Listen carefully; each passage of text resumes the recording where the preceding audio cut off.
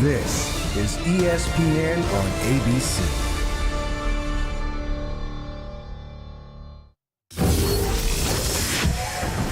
You're watching Capital One Bowl Mania.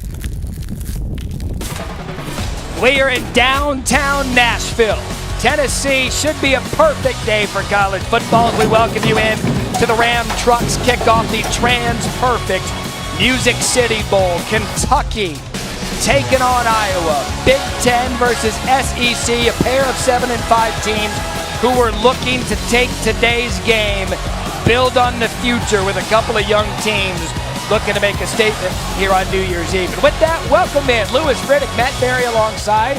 Happy New Year, Lewis. Absolutely. Happy New Year to you. Tell you what, we are sitting here on the final day of 2022 celebrating college football. We expect this game, Lewis, is going to be entertaining for several reasons. If you like defense, if you like young quarterbacks, if you like running the ball, stick with us the next 3 hours. Let's start with Iowa for a second. Coming in, they have the longest tenured coach in FBS, Kirk Ferentz, 24 years the head coach of the Hawkeyes. Lewis, someone you're incredibly familiar with. Yeah, look, I've known Kirk for a long time. He was the offensive line coach when I was with the Cleveland Browns back in the early 90s under Bill Belichick, around guys like Nick Saban, Ozzie Newsome. Kirk, we talked about those guys. We reminisced a little bit, went down memory lane when we talked yesterday. This is a no-nonsense program builder. He's a guy who knows, look, he cannot really recruit in the same waters that some of the other FBS schools do. He doesn't have his roster littered with a bunch of 4- and 5-star players. Some of these guys, 2-, 3-star players. He'll get the occasional top-level player, but what he really hangs his hat on is developing and utilizing players, meaning developing them physically and mentally,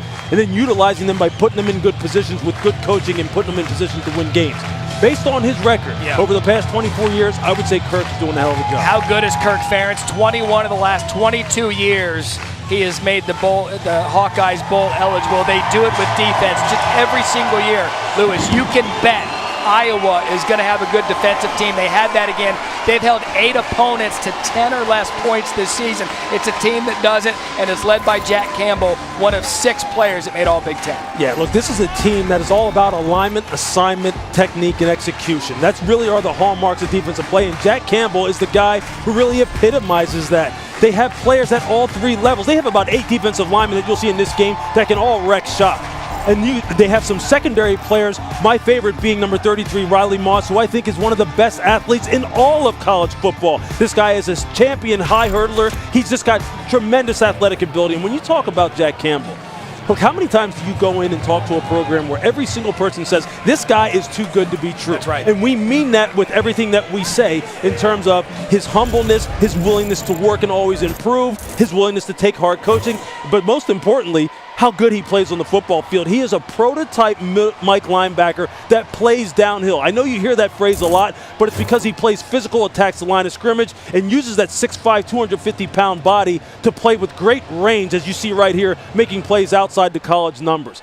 Look, there's a reason why this young man is the Butkus Award winner. This young man is first-team All-American. He's a Campbell Award winner. He's the Big Ten Defensive Player of the Year. He can do it all, and you will see 31 do it all today for 3.5 hours. That's our Ram Trucks player profile, the first Iowa Hawkeye to ever win the Butkus Award, which is saying something with some of the lineage they've had here play for Iowa. On the other side, you've got Kentucky. They come in 7 and 5, just like Iowa. Mark Stoops, 10 years as head coach of this Kentucky program.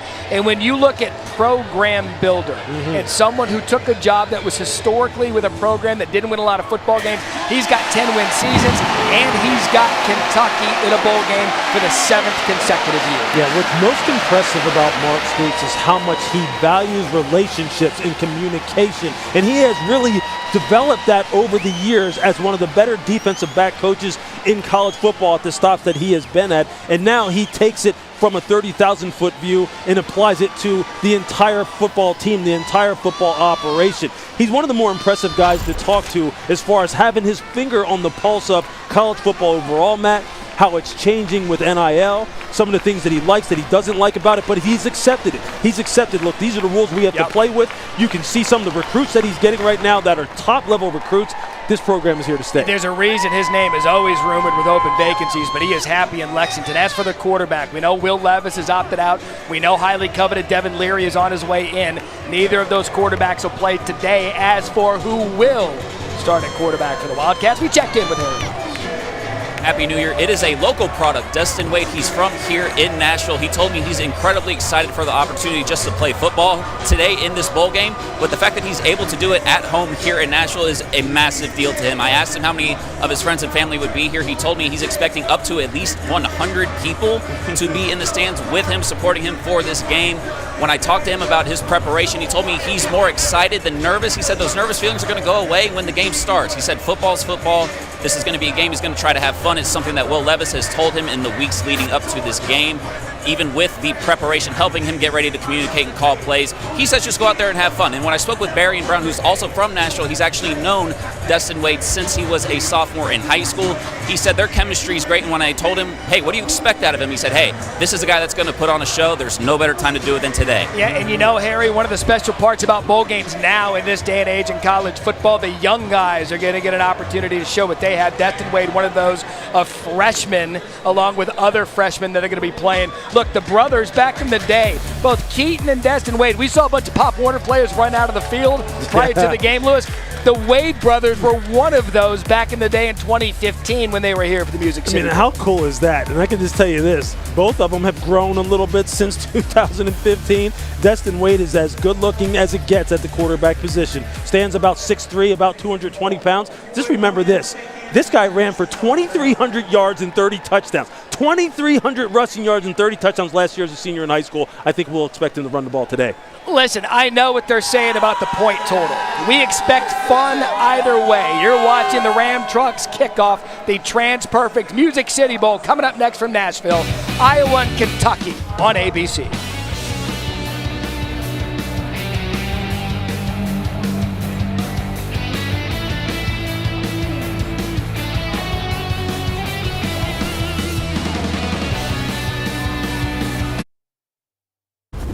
You are watching the Ram Trucks kickoff here on ABC, Trans-Perfect Music City Bowl, downtown Nashville. Lewis Riddick, Matt Berry, Harry Lyles with you. Hope everyone had a fantastic holiday season. We'll try to get you out of here on a good note. The Trans-Perfect Music City Bowl, Kentucky and Iowa. We just mentioned a second ago, young Destin Wade getting his first career start for the Kentucky Wildcats. And Lewis, the same is going to go for Joe Labus, who is going to get the start for the Iowa Hawkeyes. Spencer Petras injured. He will not play today. Alex Padilla, he's in the transfer portal. Cade McNamara is on his way in, but it's going to be the young man Labus who gets the start for the Hawkeyes. Dual threat quarterback is the phrase of the day, because that's what both of these guys are. And look, Joe Labus, he will tell you himself, what's the number one thing, if you ask him, what's the number one thing you do best? He says it's extend plays. It's the off-schedule plays. I can make things happen when there's nothing there, when the structure of the play breaks down. They need that at Iowa. They need a playmaker. They need someone else to go along with running back Caleb Johnson, to go along with tight end Sam Laporta. I'm excited for Joe Labus. He has nothing to lose and everything to gain today. I hope he just lets it all hang out today. Very similar story. I mentioned a second ago, Devin Leary on his way in for Kentucky, Cade McNamara on his way in from Michigan to Iowa. So both of these young quarterbacks, an opportunity today in the bowl game. Iowa won the toss. They elected to defer. The kick goes into the end zone. And that's where we'll get Kentucky's offense first out. We'll get a good look at Destin Wade early, the true freshman from right here in Nashville, getting the start in front of his friends and family. Again, this young man, he is a phenom. When you watch his high school tape, I mean, obviously he's playing against kids that aren't playing at FBS college football schools, but I will tell you this guy can run, he can throw it, he has a nice deep ball. It's just a matter of getting him comfortable right now, and one of the quickest ways to get him comfortable is to put the ball in his hands and let him do what he does best. A lot of young freshman talent for Kentucky. Berrien Brown, Dane Key, against that staunch Iowa defense. Wade, quick throw to the outside. Tavian Robinson early on, and Tavian does a nice job. And Lewis, there's an example. High percentage pass, get your young quarterback in a little bit of the rhythm. Yeah, just get the completion, see the ball go through the net, so to speak, and using the basketball terminology, and just get him comfortable. So gain of 4, 2nd and 6. Play fake to Wade. Keeps his eyes down the left side over the middle. That's a good catch by Dane Key, one of those true freshmen I had talked about, and that's going to be a first down for Kentucky, gain of 15. The coaching staff said he had developed a nice rapport with this young wide receiver core, Dane Keene being one of them. Dane is more the possession contested catch guy. Barry Brown, number 2, who you'll also see. He's a guy who's got blazing speed, led the team in receptions and yardage. That's a nice start for young Destin Wade. You'll see Jatan McClain in the backfield. Chris Rodriguez and Cavassier Smoke, both opt-outs. That's Barry Brown, the young Nashville native that Harry talked about. A good job by the Hawkeyes defense to get to him right away. And a loss of 3, John Wagner on the tackle. Yeah, look, this Hawkeye defensive front, they have about 8 guys, 9 guys that they will rotate through here on a regular basis. And you are going to get everything that you earn, not what you get cheaply with this defense. They do not give up big plays on a regular basis. Very fundamentally sound. And they will be up against it, the Kentucky offensive line, blocking this front today. Just giving up 277 yards per game. And a lot of these stars who could have opted out are here, and that's a tipped pass by Sebastian Castro, and a good job by the safety to read the throw, bat it down, bring it up 3rd and 13. And here you're going to see defensive coordinator Phil Parker just decides to dial up a little bit of pressure, bringing Castro off the edge. And you can see Castro is one of those guys who will play back deep, will play the strong safety position, can play down in the box. They can move him all over the place. You see him now, they're in sub-defense. He plays what they call the star position, the nickel position. Blitzer, tackler, cover, he can do a little bit of everything. Just like the rest of the guys on this Iowa defense. Early 3rd and long for the true freshman quarterback. Wade, pressure, able to get away from it, but not for long. And Iowa's defense is going to force an early punt after a gain of 3. Seth Benson led the way, and that's exactly how Iowa wanted to start this game. Yeah, you're just going to see pressure on the inside. You're going to see here Seth Benson. They're going to try and get some pressure right up the gut. You see Jack Campbell coming as well on a little bit of what you would call a cross stunt, and just try and make it uncomfortable for the young freshman as far as his sight lines and make him panic and pull the ball down. That's typical Iowa defense right there. Real good 3rd down execution. Cooper DeJean back to receive the punt from Wilson Berry. He's going to fair catch it at the 21-yard line. So one young quarterback got his opportunity. And here's what I love about Joe Lavis getting his start from Brecksville, Ohio. He has been the scout team quarterback for the Iowa Hawkeyes. And what did they all tell us? He was a scout team star, and he drove our defense nuts. Yeah, look, I've been in those situations where the scout team quarterback just says, look, I have nothing to lose, so I'm just going to play loose and play free. And as a defense, you're sitting there going, look, this guy's actually pretty good. Let's just see if he can take that and that attitude and bring it here to where he has to play a little bit more in structure, obviously, but play a little bit carefree and add some excitement to this offense, which it desperately needs. That's Ragaini in motion. Play fake early on for Labus across the middle. Get him out of the pocket. Deontay Vines. And how about that for a start for the young quarterback, getting out of the pocket, the 1st down gain of 11. And that's one of the first things they'll tell you about Labus is he's very comfortable on the move. And he can throw on the move right or left. He has some impressive throws in his high school tape, moving to his left, throwing back across his body, and he can pull it down and run it too now. That's a nice start for both of these young freshmen on a big stage here in the bowl game. Another freshman in the backfield, that's Caleb Johnson. We'll talk about him all afternoon, an exciting young running back. And again, naked boot to the right side.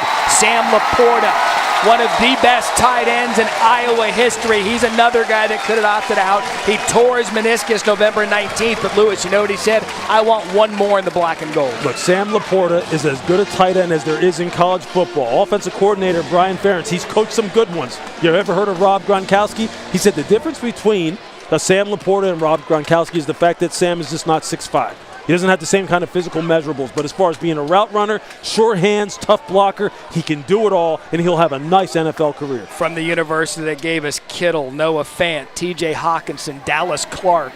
You play tight end at Iowa, you know what you're doing. There's another one, Luke Lachey, and another 1st down. How about the play calling early? Hey. Get the play fake, get the tight end, and get some yards, gain of 12. I was just about to say that, Matt. Look, you're going to see him right here. You're going to see Luke Lachey on the tight end middle screen. Look, offensive coordinator Brian Ferentz right now is in a nice rhythm. He is just giving it real simple to Joe Labus as far as the execution is concerned.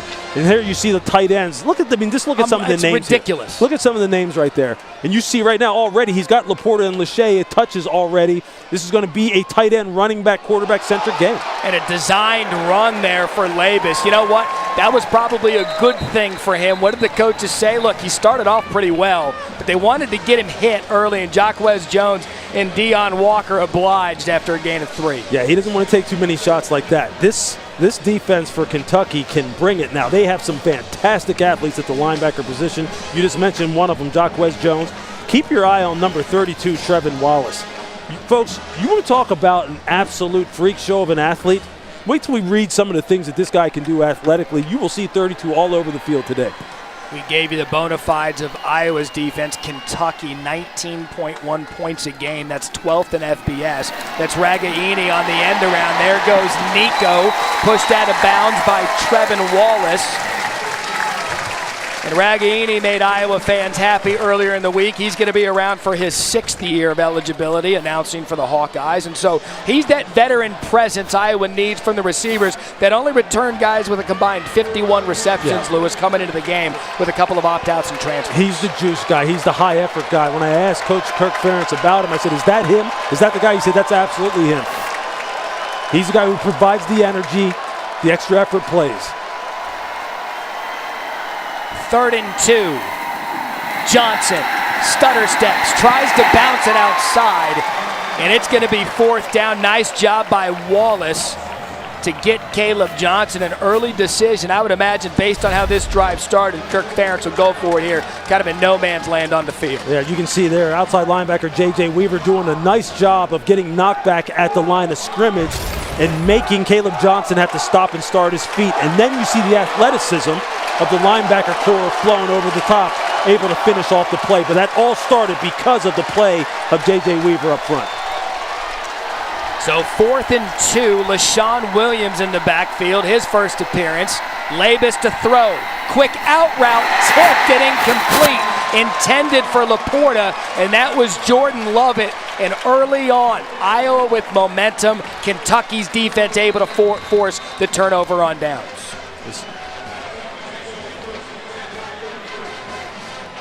So just as we promised, young quarterbacks and defense, Kentucky with the ball when we come back to the Trans-Perfect Music City. Welcome back to the Trans-Perfect Music City Bowl as a part of Capital One Bowl Mania. Lewis, I was all set to read you a stat today that for the first time in the 25-year history of this bowl game, it was going to rain. It's not. Sun's out, guns out. It's also New Year's Eve, college football semifinals, Verbo Fiesta Bowl, 4 p.m. Eastern on ESPN. The nightcap, Chick-fil-A Peach Bowl. What a great day of college football we have for you getting started here in Nashville. So 1st down and 10, ball at the 33, 2nd possession for Wade in Kentucky. Good job out of the pocket for Wade. It's Berrien Brown, the other true freshman and Nashville native. Gain of 6, brought down by DeJean. Well, that's what these young quarterbacks like to do. They like to move. They like to get out on the run. And really what it does, it puts fear in defenses when you see a great athlete out on the perimeter that's a dual threat like that. The more you can get them on the move, the better, especially against this Iowa defense that is just so fundamentally sound. What did Coach Stoops tell us about Wade? He said the team responded to him. A lot of time when you've got to choose a quarterback, the team typically will choose it for you and a run up the gut. That was McClain on the carry and a gain of 2. And so with the bowl practices, Kaya Sharon, the other Kentucky quarterback, he's seen time, but it was Wade who won the job because of his ability to freelance and make this offense go. Yeah, look, I mean, the coaches are very much so in tune to how the rest of the team responds to their leader, that being the quarterback. And this team responds to Destin Wade, and you're right, just as you just alluded to. He has that extra factor. And this is where this extra factor comes into play on these 3rd and short type of situations, because if it's not there for him, use your athletic ability to pick up the 1st down.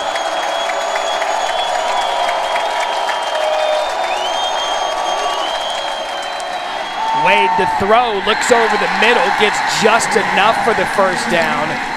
That caught by Key. And a gain of 4.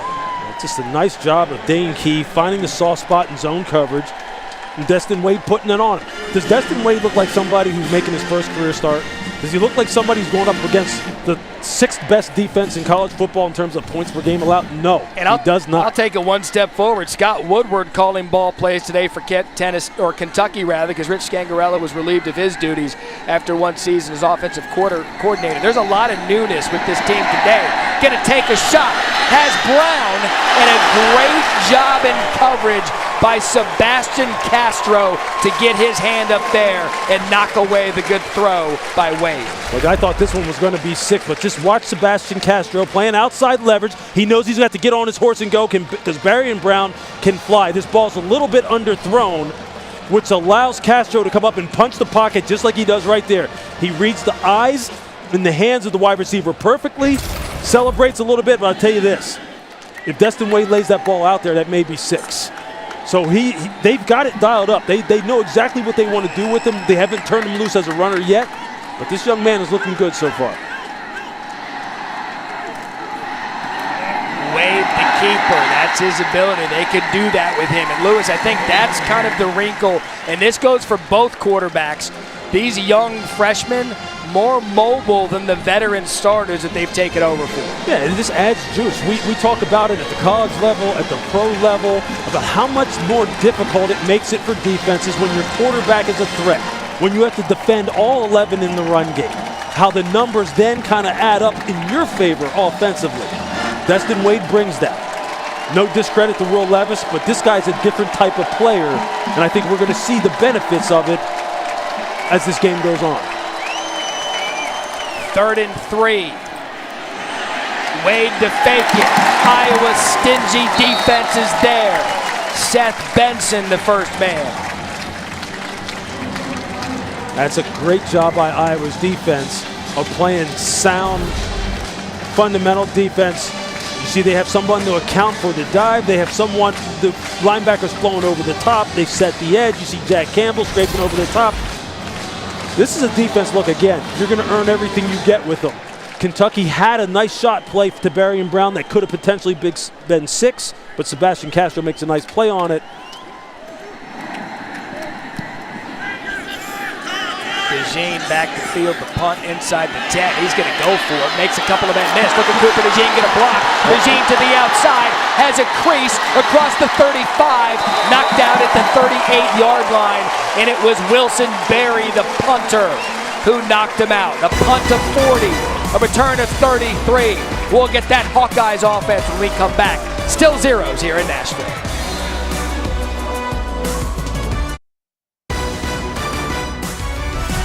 The TransPerfect Music City Bowl on ABC is brought to you by TransPerfect, simplified global business, and in part by Gaylord Opryland Resort.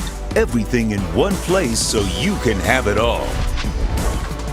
What a great city, downtown Nashville, Broadway Street, the Music City. So many country music stars launched their career. I did my part to make sure to pay my respects to those on Broadway Street a couple days ago. It was always fun to see the Iowa and Kentucky fans out there. And the one thing that I learned, Lewis, early on, that long neck ice cold beer never broke my heart. Is that right? You like long necks, huh? I'm not a beer guy, man. I'm sorry, but a diamond ring and a football team sure has broke this boy's heart. That's enough. That's Caleb Johnson. You know, you talk about another young freshman. I think that's the theme of this bowl game. Some of the young players. This kid, Caleb Johnson, 3 100-yard games this season, most by an Iowa freshman running back ever. When I talked to running backs coach Liddell Betts, the former Washington Commanders running back in the early 2000s when I was working there, and he said, look, we just need to get him to consistently run behind his pads and run with physicality as he showed right there, because he has breakaway speed, sweet feet, so smooth. This kid is the future, and he's going to be a star. Gain of 3, 2nd and 7.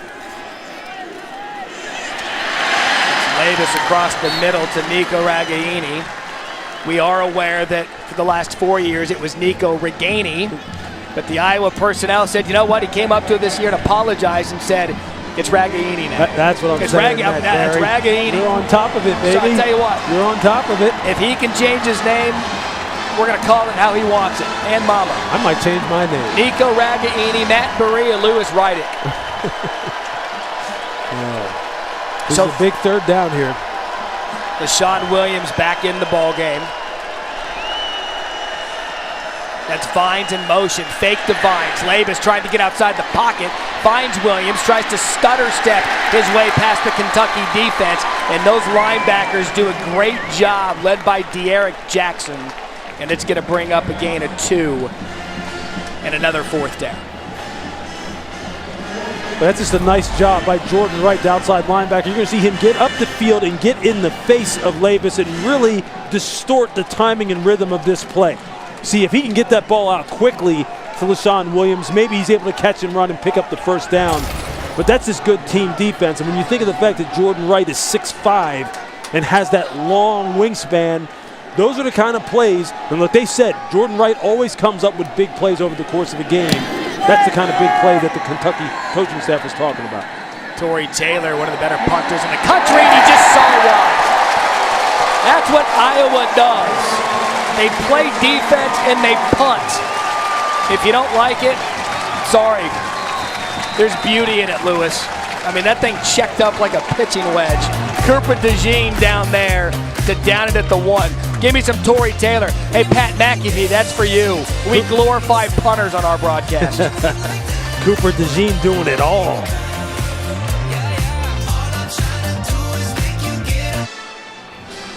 The college football playoff semifinals tonight on ESPN Deportes, and the @2 Michigan taking on TCU in the Verbo Fiesta Bowl. My hometown out there in Arizona. Then it's #1 Georgia taking on 4th-ranked Ohio State. Chick-fil-A Peach Bowl, the winner plays the national championship January 9th. I love this matchup between Michigan and TCU. You've got Michigan's defense. You got Duggan and TCU's offense. Max Duggan, a Heisman finalist. This, to me, collision of styles. It's going to be a fun one in the early playoff game. Well, what do you believe? You believe good offense beats good defense? Is that what you believe? Maybe I believe in the hypno, too. You know what's that interesting? hypno, I heard some people talking about the fact that, hey, TCU isn't all finesse, that they can play the physical game, too. I guess we going to find out. Because, you know, that's who Michigan is. That's who Michigan believes that they need to be, that they want to be. And man, they seem like they're on a mission this year. They really do. I kind of like this new version of Coach Harbaugh. I really do. I'm pulling for him. See what happens. Sonny Dykes in his first year as head coach of TCU. What a remarkable story it's been. But now Destin Wade and the Kentucky offense pinned at their own 2 after the terrific punt.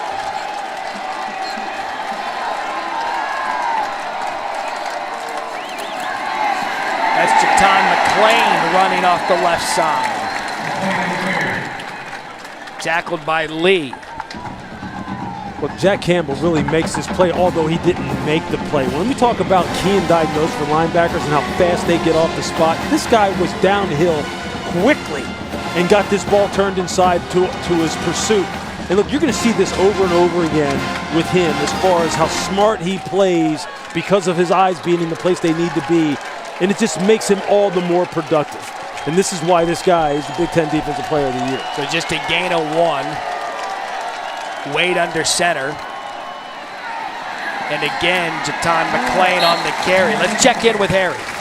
Yeah, Lewis, you know, you talk about Jack Campbell. I asked him this week what he was looking forward to most in today's game, and he told me just having the opportunity to have one last chance to play with his teammates is it for him. He said he always dreamed of playing college football, and he said it's been a great ride for him. It's been everything he envisioned it being, and he's excited to put that black and gold on one last time. When we asked Kirk Ferentz about his place among the players he's coached in his 2 decades at Iowa, he said you can't get better than Jack Campbell. Everything he does is exceptional. He added that he always tells the younger guys, if you're trying to learn how to do it, just look at Jack and you'll be all right. So many stars defensively for both teams that could have opted out, wanted to play. We will celebrate them. 3rd and 7. You see Wade trying to get out, and a nice job on the tackle. Tell you what, Sebastian Castro has had himself a first quarter. He sure has. Because look, he kept Destin Wade from picking up the first right there. Because there you saw, you're going to see Castro right here. You can see him just playing the flat. They're just playing basically like a 3 deep or a 2 high type of shell. And you're going to see Castro get off the block and just make the low, short tackle, chopping out the legs of Destin Wade, who was on his way to picking up a first down. But I'm telling you, at some point, Destin Wade's going to break loose because you see the off-schedule playmaking ability that he brings to this offense and why every team is looking for someone who has those kind of characteristics. So Wilson Berry forced to punt from his own end zone. DeJean coming off a nice reception a minute ago on a punt. Almost gets to it. DeJean get a fair catch it there at the 48-yard line. So you just saw it there. Iowa, they played the good defense. They pinned them deep. Now they're going to start in Kentucky territory. Monday, two of the oldest and most prestigious bowl games on ESPN and the app. Number 16, Tulane takes on USC in the Goodyear Cotton Bowl Classic, 1 Eastern, 10 a.m. Pacific. Then number 11, Penn State squares off against number 8, Utah, the granddaddy of them all. The Rose Bowl game presented by Prudential. Utah making a second consecutive appearance in the Rose Bowl after the Classic last year with Ohio State.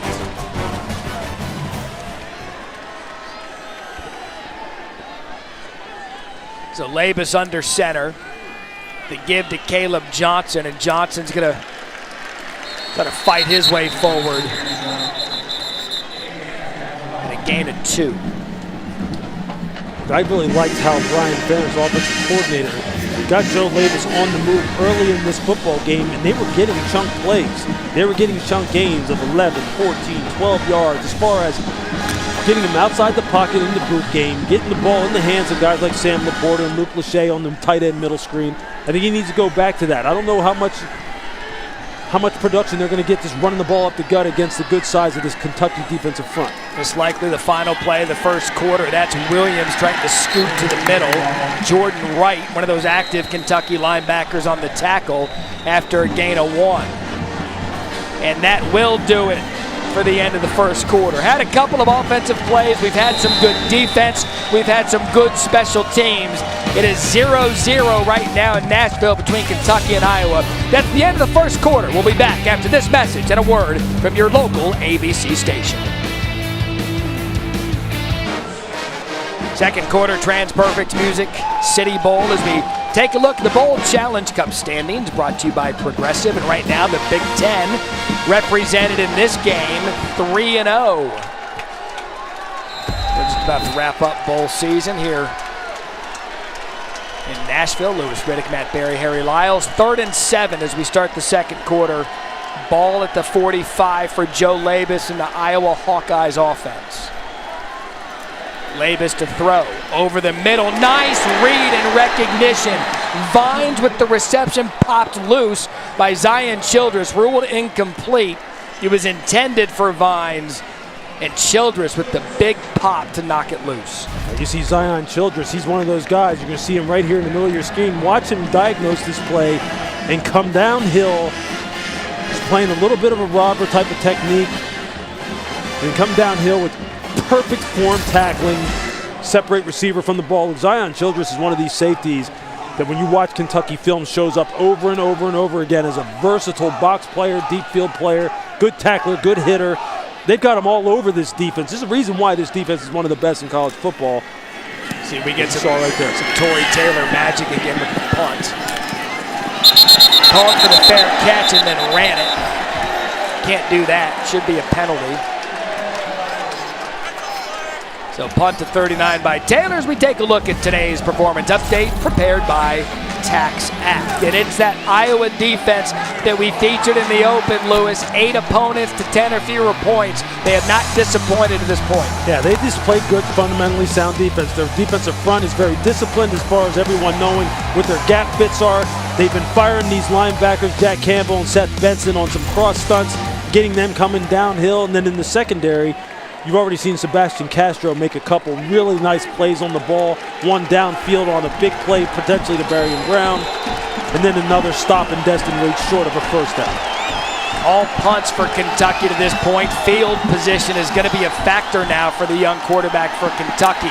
Wade going to take a shot off the play fake. Has Brown beat. And the speedster can't catch up to it. Second time we've seen them take a shot at Brown. That time, Riley Moss on the coverage. Yeah, that is a nice match. That's really, I'll tell you what, for both teams, that's maybe the two best athletes going head-to-head. You're going to see it up here at the top, the one-on-one matchup.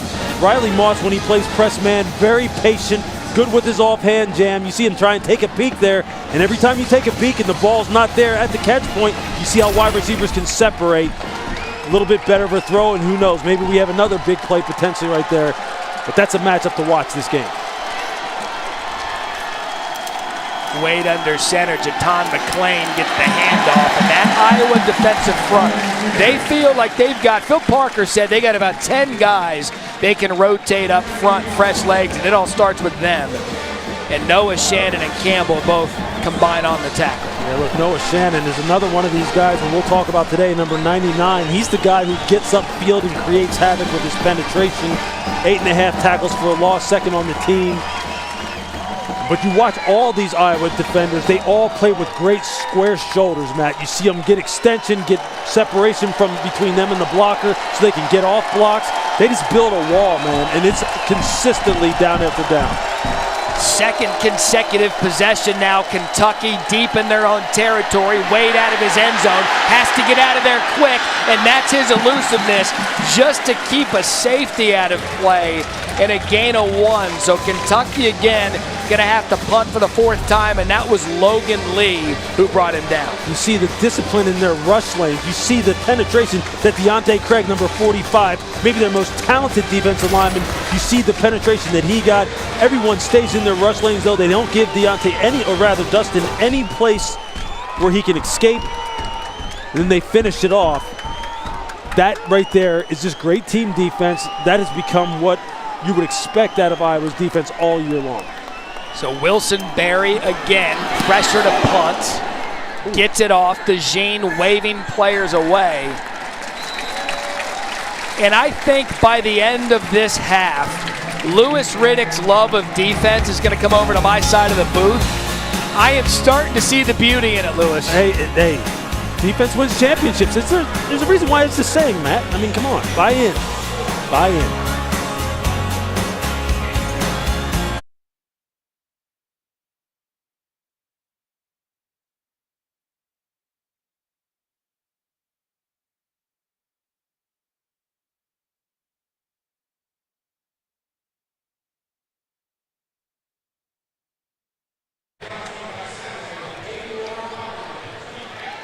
Kevin Connors, thank you. Should be interesting there. Kansas State, they win the Big 12 championship, beating TCU, who's in the playoff. We'll see what Alabama has for them in that one. Welcome back to Nashville. So second consecutive possession for Iowa in Kentucky territory. Looked for the screen back over the middle to Sam Laporta. Good play design.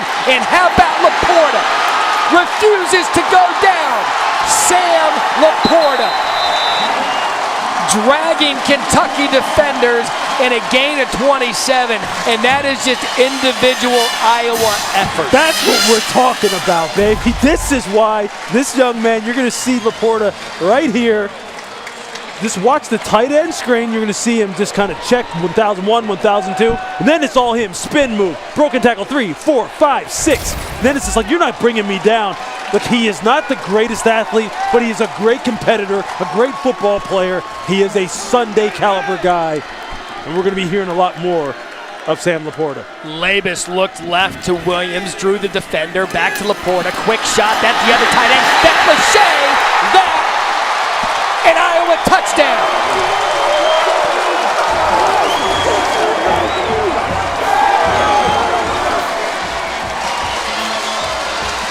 And this is exactly what they do. They'll play the defense, they'll pin you deep, they'll get the field possession, and Lewis, they'll use the tight end. Yeah, they put the tight end out. He's one-on-one against corner Keidron Smith, who is now playing the boundary corner now that Carrington Valentine is not playing. So it's just a one-on-one matchup between the 6'6", 250-pound Luke Lachey against Keidron Smith, that's about 204 pounds. That's a mismatch that you'll take all day long, provided that your tight end can run with the ball after the catch. And Luke Lachey just told you, it's not just my dad, Jim Lachey, the all-world offensive tackle that played for the Washington Commanders back in the day. That's a good athlete.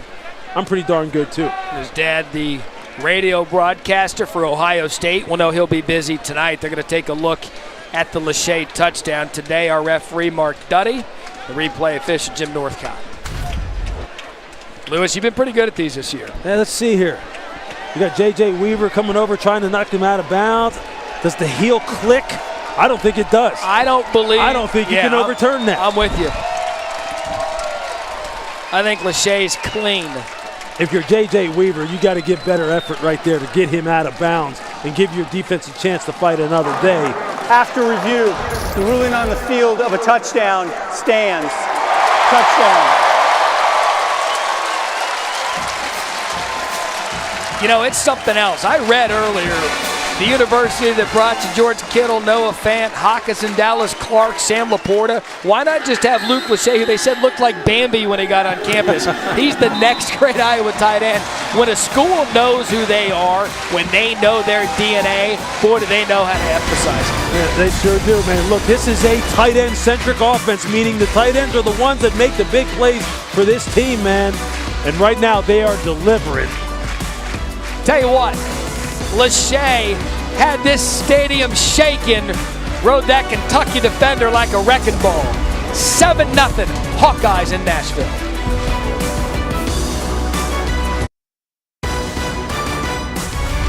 The TransPerfect Music City Bowl on ABC is brought to you by TransPerfect, simplified global business. In part by Nashville Convention and Visitors Corporation. Visit musiccity.com. And Capital One, what's in your wallet? 2 consecutive plays by the Iowa tight ends, which resulted in Joe Levis's first career touchdown pass. Laporta the screen, Lachey the touchdown, and the Iowa Hawkeyes up 7-0 here at the TransPerfect Music City Bowl. This is an offense that Brian Ferentz, offensive coordinator, knows is going to really be focused on attacking the middle of the field, the area between the numbers, whether it be the college numbers or the pro numbers. We know the college numbers are a little bit wider, but that's the area of the field that this offense really operates in. They don't have downfield speed on the outside. They don't have that guy that can just go over the top and win one-on-one like you see at some of the FBS programs. So they have to be very precise with their passing attack. When they get the ball to these tight ends, it is fun to watch. Going to be a procedure kick penalty. Ball will be spotted at the 35-yard line. So if you're Kentucky with Destin Wade, you get a little bit of breathing room this time. Last two they've been pinned inside the 10-yard line, inside the 5 a couple of times. What do you need to see here out of Destin Wade and Scott Woodward calling ball plays for the first time? I think for them, when they take those shots on the outside and they take the big play shots, I mean, he's going to hit one of these, all right? They had some nice play calling as far as getting some shot plays dialed up. The running game has kind of been non-existent. You've seen Destin and what he can do outside the pocket as far as running the football. Maybe QB design run becomes a little bit more of a part of it. You have to make things a little bit muddy for this Iowa defense, because if they have a clean read, they're just going to shut you down if you aren't creative. Right now you see Iowa defenders loading the box. The play fake for Wade. Reads it over the middle. It's picked off. That is Xavier Wampa. There goes Wampa. Touchdown Iowa.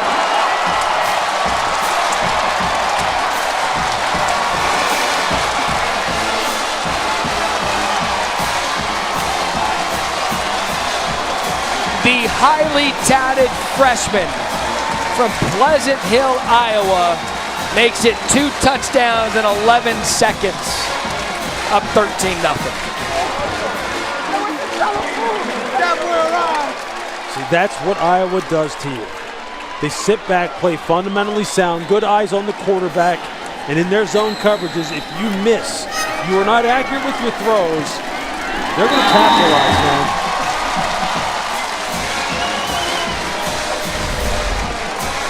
You're going to see Wampa, I believe here he is, right here at the top of your screen. And you're just going to watch. You're just going to see him break downhill on the throw. The ball is just misfired. It's just not on target.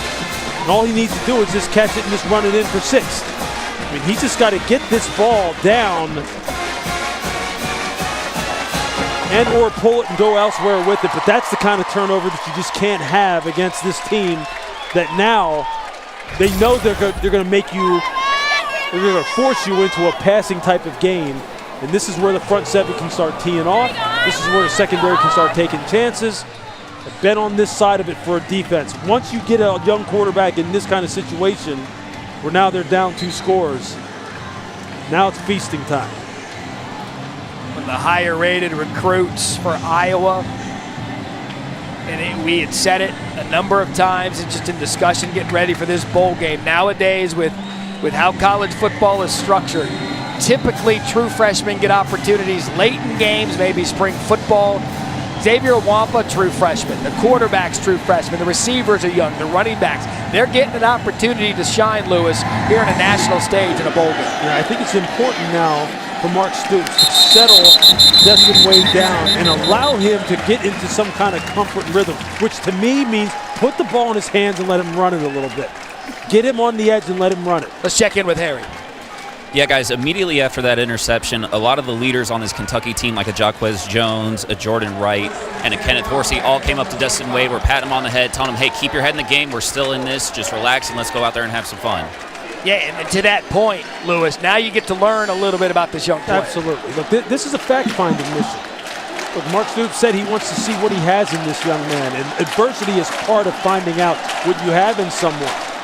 It doesn't do any good to get down on him, doesn't do any good to maybe even consider taking him out of the game. Now, you want to see him play through this, and you want to see how his team rallies around him while he's trying to play through it. They were able to get Devin Leary, the transfer from NC State. He'll be at Kentucky next year, recovering from an injury. The toss outside to Jaton McClain. They also picked up Ray Davis from Vanderbilt, the running back, and a gain of 5. And so to your point, Lewis, it is settle down, play football, call the plays, and get some yards at a time to reestablish yourself. Yeah, there you go. And see, that's a nice way to get a quarterback settled down. When you can get 5 on first down, and now you're sitting at 2nd and 5, the playbook becomes a little bit more, let's just say, palatable, a little bit easier to pick a play now when you have 2nd and manageable instead of playing behind the sticks. Wade to throw, gets it off, nearly tipped. That's Berrien Brown across the middle. Dependent on the spot, looks like they're going to give him enough for the first down, brought down by Joe Evans. So there you go, 5 yards, 5 yards, Yep. reset the sticks, keep going. Now you can breathe. Just take a deep breath. Now we can start thinking, now what else can we go to? How else do we get this young man in rhythm? Again, do we let him run? Do we let him use his legs, get a little juice behind him as far as making a big play? Do you now go with play action? You ran the ball nicely on first down, Jaton McClain getting going a little bit. You take another shot over the top. Well, there's a number of different things you can get going here. Let's see what they dial up. It was 58 total yards offense. That was a muddy exchange. Iowa's defensive front is there. The read option did not go well as Y.A. Black got in there for the tackle along with Wagoner. Yeah, those kind of plays that create indecision in the mind of the quarterback, especially a young quarterback, probably the kind of things you want to stay away from. Just make it real simple for this young man to let his athletic ability shine through so he can gain some confidence. Just like this early this drive started off. Get the ball in the running back's hands. A couple quick throws to the wideouts who are fantastic athletes. 2nd and 11, quick throw outside, throws behind and low to Brown. They rule it incomplete. Riley Moss was there. And a 3rd and long now for Kentucky. Yeah, this isn't where you want to be. This isn't where you want to be because now you have some of these good pass rushers on the field. You see Deontay Craig, 45, he's checked into the game. 91, Lucas Van Ness, he's checked into the game. You got Joe Evans, 13 on the outside. These guys, they love this down and distance. An offensive line that has struggled most of the year for Kentucky has their hands full this afternoon with this stout Iowa defense. 3rd and long. Wade slipped on his plant foot, gets it outside, complete to Robinson, not going to be enough. And another punt for Kentucky brought down by Castro. 2nd level defenders for Iowa just playing at the sticks, keep it in front of you, rally up to the football on the throw and make the tackle. I mean, it's as plain as day. It's as simple as can be as far as how Iowa likes to play. It's about eyes, fundamentals, breaking on the football, making short tackles. I know it may sound vanilla and boring, folks, but that's how good defenses play, and that's why Iowa's one of the best ones in the country. Field conditions. There was an NFL game here Thursday night. Titans-Cowboys. It's wet, a little slippery, more pressure. Wilson Berry able to get it off. And a nice punt for Berry. So Iowa's offense scored a touchdown. They got a pick 6. Back with the ball when we come back. 14-0 Iowa here at the TransPerfect Music City Bowl. 2nd consecutive year these teams have met in a bowl game. Here's our upcoming featured ESPN football lineup. Got the college football playoff semifinals today. Monday, you've got the granddaddy of them all, and then Monday Night Football. Bills, Bengals, 8:15 Eastern. Down to Harry. Sam Laporta this week about making the transition from being a high school wideout to a Big Ten tight end. He told me, hey man, you get knocked on your butt a lot at first. He said he had never played the position before, never put his hand in the ground, but said getting knocked on your butt makes you a better player. He's also had the help of previous tight ends that you mentioned before, Dallas Clark, George Kittle, TJ Hawkinson, gives them a lot of credit for the player that he's become. And he told me he's got a weekly call with Dallas Clark that was at one point to give him advice on things that he needed to do on the field, and now it's just become a point of, hey, how many times are you going to get the ball, man? It was all the rage in Iowa Twitter this week when Laporta was lining up at quarterback in bowl practice, listed as the emergency quarterback. Although down near the goal line, wouldn't mind seeing a Laporta read option. It's a bowl game, get weird. Gain of 5 on first down, Levis to roll out. Good job by Kentucky's defense to bat that down. That's Tyrell Asian who knocked it down. Kentucky defense, the guys coming off the edge. There's Tyrell Agent earlier in the game. It's Jordan Wright. This is what they got to do. Make sure they're taking a good angle to make sure that they pull up or force Joe Levis to pull up as far as when he gets out on the edge trying to throw these boot passes, or make him put it over the top of them and put some air under it, maybe giving defensive backs some time to break on the ball. Maybe they can get their own pick six. And Lewis, it's worth pointing out, there's 7 points good field position for Iowa to pick 6. So all told, Kentucky's defense has held the Hawkeyes to 102 yards of offense as they try to bang it up the middle with Levis, the keeper. And he slides down. I think he's going to be inches short of the first down. That was Asian again coming up on it. Yeah, that's the first time really you've seen him take off out here on the perimeter where you can see a little bit of his athletic ability in space. It's a wise move by the young man to get down there before he took a big shot. Kirk gonna go for it? He's gonna punt it. Now, come on, Lewis, how dare you? Come on, Kirk. How dare you question Offensive line coach. when you've got a punter to the effect of Torrey Taylor. And you got this defense and you got a 2-score lead. Yeah, of course, you punt it away. Play clock under 10, now to 5. See if Kirk bangs one of those timeouts. They get the snap off. Tavian Robinson deep to receive. He fields it inside his 20. There's your special teams. Punt to 50. Return of nothing. And the MegaCast is back for the college football playoff semifinals. 9 different viewing options for each semifinal. You got the Field Pass, Pat McAfee Show presented by Mercedes-Benz on ESPN2. RG3 going to be a part of that. Cole Kubelik, AJ Hawk, Darius Butler. MegaCast lineup also includes the Command Center, AT&T 5G Skycast, all 22 hometown radio calls. At some point, I believe we will have a MegaCast about the MegaCast. There you go. And then we're just real MegaCast. Kentucky, however, a lot of MegaCasting. Yeah, that's a lot of viewing options right there. I was just looking, man, you got a lot of different ways to watch these games, folks. It is kind of fun, though. It's fun having all those different options, man. That's a great concept. You want to hear a fun MegaCast story? They had myself, Jesse Palmer, Joey Galloway, the guys that I do studio with all season long, and they had us on a MegaCast, and at one point they texted us and we were talking too much. No way. So then we just ate. 1st and 10. More punts than first downs for Kentucky's offense. And a good job by the Hawkeyes defense to get Brown outside, never let him cut upfield. That was DeGene. Yeah, that's what you do. When on perimeter run, you just make the ball bounce, make it bounce, make it bounce, and everyone just then starts to rally to the football. And here, you can see Cooper DeGene. But this guy, you already saw, he averages over 17 yards per punt return. He's a guy who can cover downfield on punt team. Former quarterback in high school. He's got great ball skills. He's a willing tackler. Look, him and Riley Moss form a nice tandem on the corner. What did Phil Parker tell us about him, too? He said he was off the charts. Yep. Super smart. Wade to Dane Key. That the second play of 7 yards or longer for Kentucky, trying to move the chains again and see if they can't get any momentum offensively.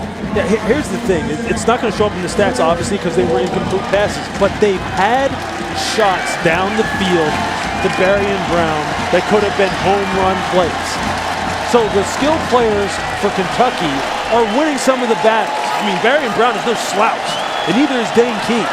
They just got to hit them.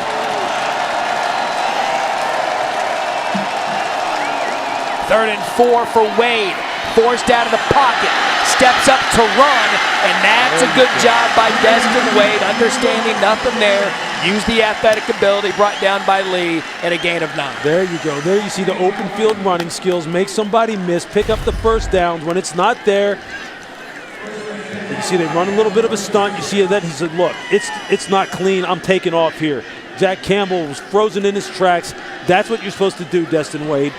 That's why you're one of the better dual threat quarterbacks coming out of high school last year. That will settle him down and make him more comfortable and more confident. Highly rated 4-star prospect out of Spring Hill. Again, he's forced out. Again, Iowa's defense gets to it. And that's the all-everything Jack Campbell on the sack. Look, we talked about in the open that Jack Campbell is best when he's going forward, when he is a downhill guy.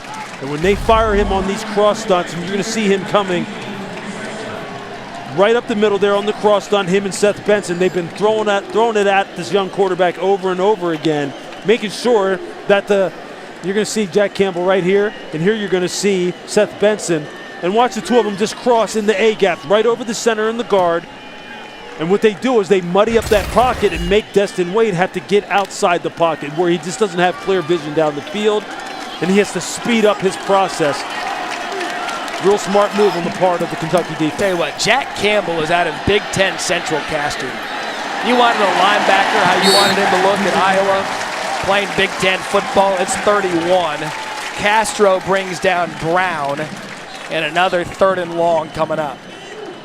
But they're doing a nice job. Defensive coordinator Phil Parker is doing a nice job of mixing things up, playing some zone coverage, some single high zone coverage with the safety in the middle of the field, some two high zone coverage, the good old cover 2 that we hear talked about over and over again on TV.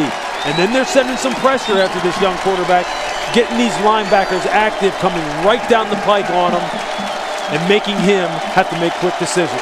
Pressure showing from Campbell. Benson up in there. They back off it. Wade downfield wants a flag. No flagging complete. And that was DeJean on Brown. And the 6th punt coming from Kentucky.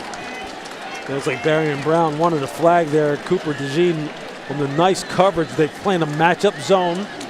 Looked like it was cover 3, a 3-deep type of zone where then you can match it up down the field where it becomes man-to-man, and DeJean was all over him. He's had a nice game so far. He's tackling well. He's had a big punt return, doing a good job on punt coverage.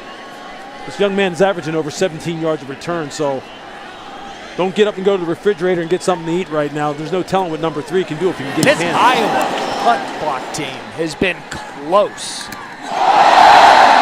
Big hit on DeJean, and that's going to be catcher interference. That was Taj Dotson just blowing up 3 Cooper DeJean, and that's going to give Iowa better field position after the punt to 41. That's not the kind of big play I was expecting. You see him make the fair catch symbol. You just got to have better awareness when you're covering downfield as a flyer. Kick catch interference. Kicking team number 30. 15-yard penalty from the spot of the foul. Automatic first down. Hey, and give both of these teams credit. That's the first penalty we've had here in the first half. But we knew what we were going to get. We were going to get Jack Campbell. We were going to get Iowa defense. And right now, it's Hawkeyes up 14-0 here, late second quarter.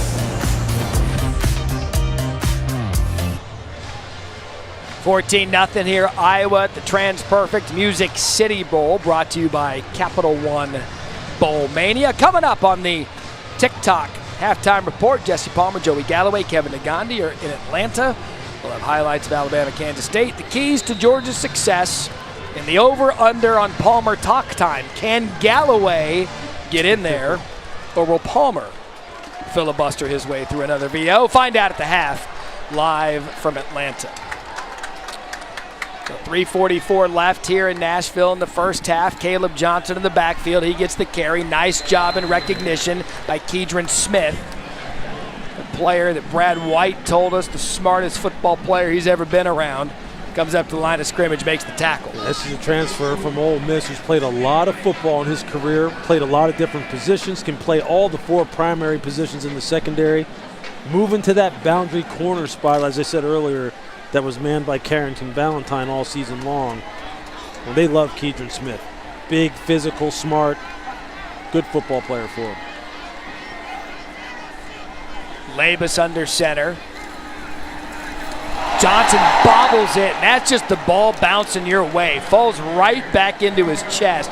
Agin was the closest player there to recover it. And Iowa got lucky here. You can see Agin coming off the edge. They're not secure with the quarterback running back exchange. You see it right there. Caleb Johnson never really has it.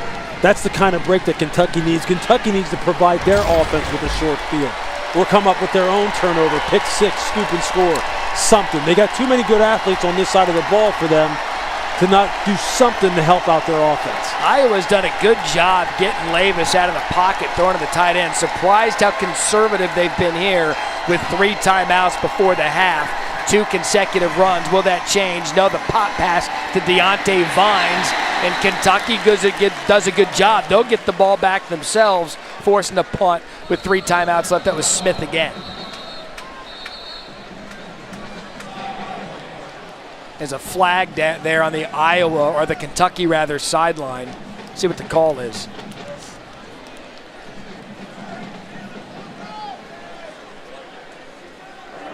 Illegal formation, offense, 5 players in the backfield. That penalty is declined. The result of the play, 4th down. Not enough players up on the line of scrimmage. You need 7 guys on the line of scrimmage. That's just a mental error.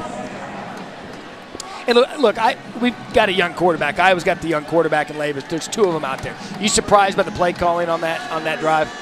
Not necessarily, only because, Matt, I mean, look, they have a great defense. They have a 2-score lead. They're going up against a young freshman quarterback for Kentucky that's making his own first start. See my man there eyeing that cheese fry? Torrey Taylor. I mean, look at this guy. Yeah, they're definitely not making it easy No. on young Destin Wade as far as getting some good starting field position. It's like he's hitting a pitching wedge and a Pro V1 every time he punts. Here are 2 of the 4 bowl games for you on ESPN's networks. Will Rogers leads number 22. Mississippi State and their potent offense gets Illinois, the stout defense. In the Relia Quest Bowl, ESPN2 coverage begins noon Eastern and an ABC 1 Eastern dual threat. Jaden Daniels leading LSU against Purdue. Cheez-It Citrus Bowl in Orlando. And you see Mississippi State. Our crew, we see LSU and Brian Kelly in his first year as head coach of LSU. But I do want to take a moment here. Our crew called the Egg Bowl Mississippi State and Ole Miss. There was no way of us knowing, Lewis, that would be the final game of Mike Leach's life. Unbelievable. And our thoughts and prayers with everyone connected to Coach Leach. Absolutely. The Mississippi State football family.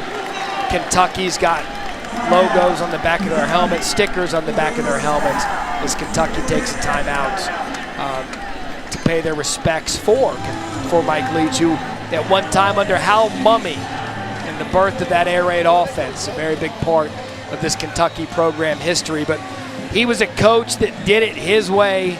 He was irreverent.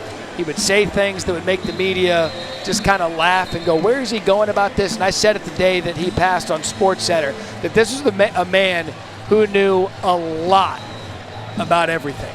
Yeah. About everything. Yeah, he was, I think, to a man and to a woman, every person who came into contact with him, they all spoke about how it wasn't just about football that he wanted to talk about. Very rarely it was about football. It was always about other things, other world events, other current events. A well-rounded guy, someone who was beloved by many. So now 2 timeouts for Kentucky. Ball at the 7. And Wade's been doing that all first half. Takes a big hit from Campbell. That's their 3rd start inside the 10-yard line. And Iowa's going to take their first timeout. Well, people, you got refs down here riding the stationary bikes. That's the alternate staying warm. Lewis, you never know when it's next man up. You know what? You're right. You're right. You never know when they're going to call on you. You don't want to go out there and pull a hamstring or a quad or something, I guess, if you're not ready. But that's actually $1. Give him $1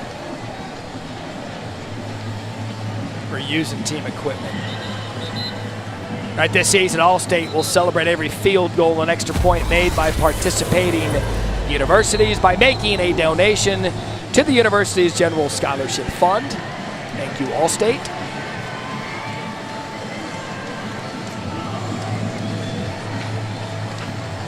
These guys. you got the little dudes out here. Just a couple of young. No shirts on. A couple of young Chris Hassels there. Just loving Iowa football. Shirts off. Man. Nashville, you never know what's going to happen. That guy looking at his bicep. It is a nice day out here. I mean, it is. It's comfortable. It's quite honestly, it's like perfect football weather. That fella's going to have a couple more muscle snacks in his time, I'm sure. Just don't take him to Tootsie's. 2nd and 8. Quick shot outside to Brown. And anytime they try to get Brown, because he's an electric player, anytime they try to get him to get in space, Iowa's defense is just suffocating. Yeah, well, you don't want to come back inside against this defense where you see all these big guys running inside out on these wide receiver screens, because you're going to set yourself up for a world of hurt with the way this defense runs the ball. They got to get these guys in space. Look, they have some fantastic athletes on the perimeter. Varian Brown is a 5-star recruit, a 100, 200-meter track champion. You got to get him in space. Get Dane Key in space. They've had him open down the field. I would go back to it and continue to try and pressure this team down the field, because those plays right there, Iowa's going to eat those alive all day. And there's a lot of turnover with Kentucky. From Scangarello getting fired, Levis out, so you've got the new play caller for the first time, Scott Woodward, the wide receivers coach. You're breaking in a new quarterback. You're breaking in a new play caller. We're aware of reports of who might be returning to Kentucky to be a play caller. But this was a lot for Kentucky to digest going into a bowl game with a month to prepare. You want to know what else doesn't really help a young quarterback? The number one thing that doesn't help when you have an offensive line that can't capture the line of scrimmage and can't run the ball. It just makes everything worse. Way downfield. That's trouble. That's picked. Cooper DeJean read that thing from a mile away, and it is all Iowa here in the Music City.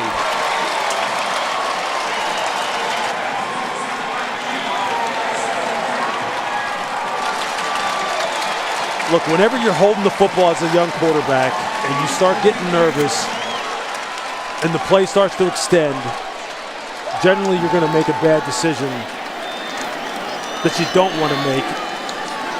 And a guy like Cooper DeJean is going to make you pay. You can't just hold the football, pat your feet, and then throw the football late like you do in this situation. Here's Cooper DeJean. I want you to watch Destin Wade. I want you to watch his body language here as he can't find where he wants to go with the football. He's looking to his left. Everything's covered. You're late. Varian Brown isn't working back to the football. He's just standing there. Cooper DeJean reads your mail, breaks downhill. You see there, he's trying to come backside, but now it's too late. And Varian Brown doesn't help him out. You see him just stand there. You got to work back to the quarterback. You got to give him an obvious target somewhere to throw the football to. And for Cooper DeJean, he's saying, look, are you kidding me? Varian Brown, you're just going to stand there and think I'm not going to break on this football? That is the second pick six for Destin Wade this half. And because of it, 21-14 Iowa. And coming into the broadcast, we had talked about the experience and the talent of the corners for Iowa with Riley Moss, with 3, Cooper DeJean, again, the coaches think is the next great Iowa defensive player. And they have showed up here early on. He's another one of these really great athletes. Look, Riley Moss was a state champion 110-meter high hurdler in high school. Had one of the fastest times in the country. The kid can absolutely fly. Cooper DeJean, long jump, 100-meter champion in high school, 200-meter runner-up champion in high school. These guys are fantastic athletes. Brown gets popped on the kick return.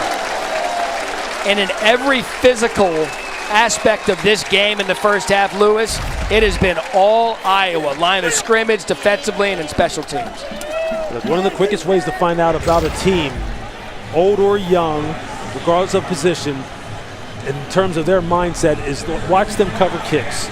And you saw it right there. Right there you see the difference as far as what Iowa has been about so far in this football game overall. They're a team that runs and hits, plays fundamentally sound football. And they have played to the strength of this defense all year long, and nothing has changed in this game. So the 8 possessions for Kentucky here in the first half. 6 punts, 2 pick sixes. Iowa with the 1 timeout, Kentucky with 2. But at this point, with how this has gone to end the half, you have to think Mark Stoops content. See what maybe you can get into the half, regroup, and see what you can do in the third quarter. Yeah, I think right now you don't want to have this game get too far out of hand. You're already down 3 scores. And right now you can't run the football effectively. The quarterback seems to be a little bit unsettled. He's a little nervous behind this offensive line, and deservedly so. And he's making some bad decisions here backed up in his own territory throwing the football. That's again McClain. He stutter-stepped his way through the defense. How about Jatan McClain? Wampa brings him down in a gain of 11. Maybe the run game is something that they try and work a little bit more here in the second half. Although, look, I think it's a natural tendency for defenses right now. They know that the half is coming. Maybe not on it as far as their assignments are concerned the way they should be right now, but another throw, more pressure. Wade, a good job stepping up in the pocket to get out of bounds. There's a good use of his athletic ability. Had to climb up the pocket. Deontay Gregg missed the tackle. Pressure was there at a gain of 9.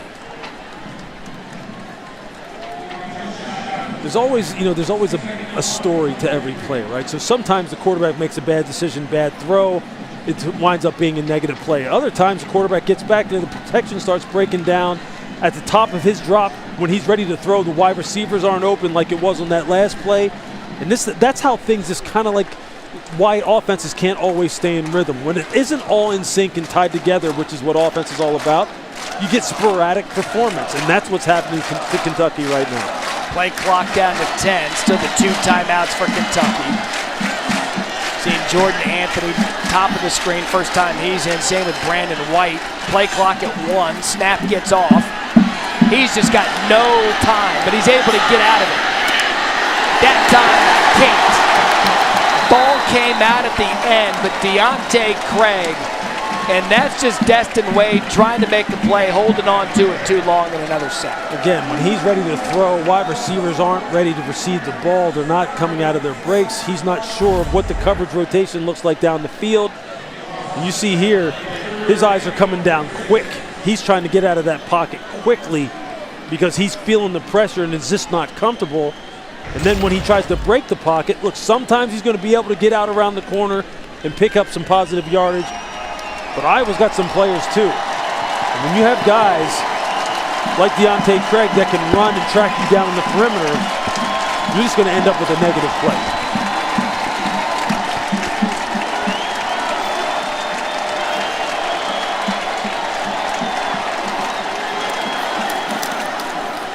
And they'll just give it to McClain off the left side.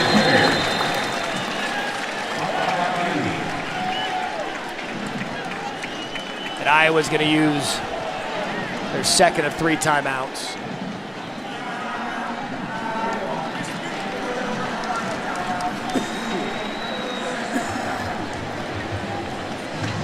Lewis, this game was set up. Coming in, we knew both of these teams and the offensive struggles throughout the year, but to counter that, they both come in with really good defenses. Early on, Iowa's made the best use of their inexperienced quarterback, and the score reflects that, but moreover, their defense has been superior. Yeah, look, their defense has made the plays that they've needed to make relative to the bad decisions that Destin Wade has made. They've capitalized on them. The good thing for Iowa so far is the fact that Joe Labus has not turned the ball over. He has not been careless with it. They've done a nice job of designing a game plan that he can execute. Tight end centric, getting Lachey, getting Sam Laporta the football, and that's why they're up 3 scores. I'm telling you, watch this Iowa special. They've gotten close to the punt every time. Kentucky, a good job blocking it there. DeJean with the fair catch. Don't forget, just a busy day. We are merely the appetizer to a fun day of college football over on ESPN. At the Verbo Fiesta Bowl, the early game, Chick-fil-A, Peach Bowl, Ohio State, Georgia. Georgia, the defending champions. The defense continues to be Kirby Smart's calling card. And I'll tell you what, Stetson Bennett is one of the more unheralded quarterbacks that have won a national championship in quite some time. Georgia's, they're going to be tough out. Now, having said that, Ohio State, if they click, could be a fun game. But Georgia right now, every bit of the best team in the country. Yeah, that defense is something else. And look, Stetson Bennett always rises to the occasion in the biggest moments that they need him to, man. I would expect today to be nothing different. Offside, defense, number 52, in the neutral zone with contact. 5-yard penalty, first down. That was Justin Rogers early on the snap. I'm going to be interested in Kentucky in this second half because this is a growth moment for them, down 21-0 with a lot of young players in this game. Look, their defense, just like Iowa's defense, is going to have to make some plays to give Kentucky's offense some short field. They're going to have to find a way to get the football back for their offense in a position where they can then score quickly.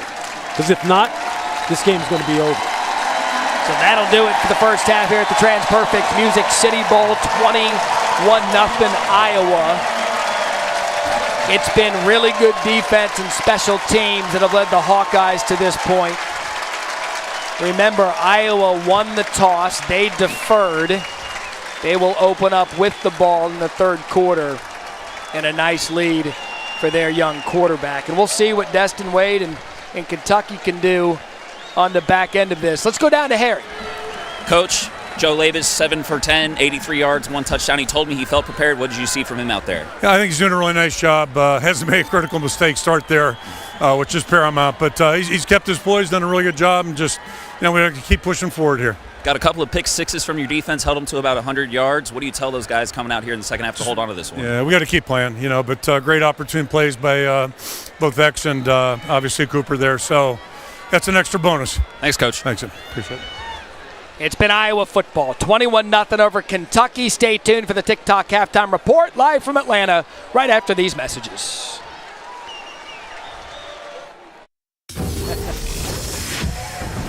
Welcome back to Capital One Bowl Mania. Welcome back to the TransPerfect Music City Bowl here in Nashville as a part of Capital One Bowl Mania. It's been all Iowa Hawkeyes over Kentucky. 21-0 the score. The story coming in, the young quarterbacks, and right now it's been the Iowa defense that has been the difference with that. Welcome back, Louis Riddick, Matt Berry. Hopefully enjoying this great day of college football across ABC and ESPN. And Louis, we came in knowing this Iowa defense was special, and they've been able to take advantage of the young quarterback for Kentucky. Yeah, they feasted off of Destin Wade's turnovers, his bad decision-making. You see the pick sixes, those are just killer. When you turn the football over deep in your own territory like that, this defense is just going to feast off you from there. And really, quite honestly, look, Joe Labus hasn't really made any mistakes. He hasn't turned it over for Iowa. So right now, that's how you get up 21-0, 3 scores at the half. It's going to be an uphill battle. Let's get Kentucky in the second half. Let's get to our clutch delivery brought to you by Chipotle. And it is those 2 pick sixes, Louis, that are the difference in this game. Yeah, you see here the first one by Wampa. Just an overthrow. He just has to keep his eyes on the football, catch it, and then run it in. And then you see the second one where Destin Wade really is trying to go front side to back side. He's late on the throw. Marion Brown doesn't help him out as far as working back to the football. And Cooper DeJean just sits there and goes, hey, look, I'll take that. I'll take that, and I'll waltz right on in here. And now here in this second half, Kentucky has to find a way to get some offense going. Here's today's game track brought to you by TikTok. Look, the yards discrepancy, Lewis, isn't that big. It's all about the turnovers. Iowa has a pair of them, and when you get a pair of turnovers for a touchdown, that's going to work in your favor, up 21-0. Remember, they won the toss. They deferred to the second half, so they will start with the ball as we go down to Harry Lyles. Yeah, Matt, I spoke with Mark Stoops, and I asked him, hey, what's your evaluation of Destin Wade in that first half? He said, look, he just needs to do a little bit better decision-making, calm down. He said as long as he hangs in there, they'll be okay. I asked him if we'll see any of Kaya Sharon at all in the second half. He said he wasn't sure, but he did not say it was out of the question. Defensively, he said, hey, we're doing fine. We just got to win the field position battle a little bit better, which obviously is a little bit tough given the way that Iowa's played defense so far. We'll see how it goes in the second half. Harry, thank you. As for Joe Labus, what do the coaches tell us about him in our meetings? He was getting a little bit nervous. Yeah. And they wanted to see what he was going to show up come game day. And right now, he's been calm, cool, collected when they needed him. He played a good first half. And this is much how they started the game. They would play fake. They'd roll him out of the pocket. They'd find the tight end, Luke Lachey, and they'd get about 7-8 yards to start their half. I mean, how smart is that by Brian Ferentz? Once again, going right back to the boot game. Exactly how they started this football game. Nice, easy throw, high percentage throw. You get 9 yards. Now you're sitting here at second and 1, second and 2, and you can do whatever you want. You can take a shot over the top if you want. You can run it. You can run a boot again. I mean, there's just so many things that you can do now. That's just a great way to start the second half. Great call by Brian. And Lachey's going to have to get rebooted there as his shoe came off. So he's off the field here, 2nd and 2. That's Johnson, who hasn't really been able to get going today. Credit Kentucky's defense. They've been at or near the line of scrimmage when Johnson's been running the ball. That Jaquez Jones got hurt against Ole Miss, missed last year's bowl game, and it was important for him to get back out here today. Yeah, you can see it here along the line of scrimmage. You know, they do a nice job of playing downhill, attacking the line of scrimmage, forcing Caleb Johnson to take the ball lateral, which plays right into their hands because they got tremendous speed on the defensive side of the ball. Look, this defense has played winning football. They just got to keep Iowa pinned in here and see if they can get some kind of favorable field position for their offense. First time we've seen Jazz Patterson in the backfield, play fake, Labus upfield, incomplete. That intended for Laporta. Yeah, he just missed him. He had Laporta on a seam route going right up in between the numbers in the hash, I believe. And he could have had him here for a first down and maybe a big chunk play. He just missed the throw, and you see him coming off the sideline. He knows it. And that's the one you want when you're trying to develop some confidence as a young player in your first start. Yeah, I mean, look. To get out here, make a big play, move the chains, hit your star tight end, keep the drive alive. Exactly, especially those play-action, drop-back game type of throws that aren't move the pocket type of throws on first and second down. That's where you want to really make your hay and make your mark as a passer. Torrey Taylor. Brings him inside the 15. You heard Harry's report with Mark Stoops and about getting Destin Wade to settle down. Yeah, this is tough. Look, you have another drive here starting deep in your own territory, inside the 20. I mean, that's what every defense, when you play kickoff team, we used to get, incentives, let's just put it that way, in the NFL for tackles inside the 20. Because when you start an offense inside the 20, their chances of scoring and driving the ball 80+ are really, really minuscule. And this is just the kind of thing that, again, puts them in a hole. It's just tough for a young quarterback to work through against a defense of this caliber. Quick toss outside to McClain. See if they can't get him going a little bit. Saw some flashes of him at the end of the second quarter, and a gain of 4 brought down by Evans. Yeah, Tom McClain is a guy who has game-breaking speed. He has electric open field running ability. It's just hard to get started against this team that plays so good up front, pursues well laterally, and are good, solid tacklers. We talk about Will Levis not playing in this one, but Chris Rodriguez opted out. Cavassier Smoke isn't here, so a lot of the offensive weapons Kentucky did have at their disposal, not playing. Wade's got to take a shot, has a man downfield, and again he misses Dane Key. But you saw that play develop. Key was able to find the open spot. Wade wasn't able to hit it. Yeah, they're trying to hit the corner route, see if they can get the ball in behind the corner, Cooper DeJean. And Cooper read it pretty nice. If that ball was actually thrown on target, I'm not so sure that DeJean doesn't undercut it and maybe intercept it. So maybe it was good that he did overthrow it. DeJean, a school record for pick sixes in a single season. He has 3 of them. That one in the first half. He has played a really good football game here for Iowa. 3rd and 6. Kentucky's opening possession of the third quarter. Snap, drop, Wade in trouble. Wade goes down. Joe Evans was there. And the drop snap just took that one off its timing, and Iowa's defense capitalized. Yeah, it's just going to give the defensive line more time to get to the passer. And you see these guys going up against an offensive line that's already challenged when it comes to pass rush anyway. You should see Evans right here looping back inside against Jagger Burton, who really struggles in pass protection on this Kentucky offensive line. They just have no shot. If the ball's not coming out on time, the quarterback is just a sitting duck.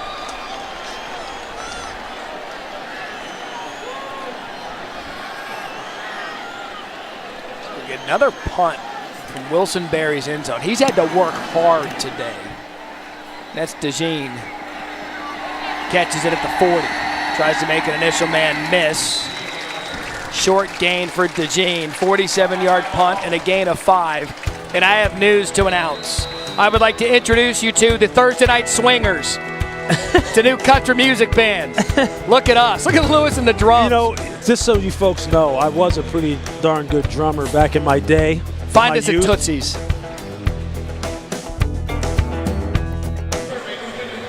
Trans-perfect Music City Bowl here in the great city of Nashville, Tennessee. Iowa up 21-0. College football playoff semifinals. They are tonight. The wait is over. Verbo Fiesta Bowl.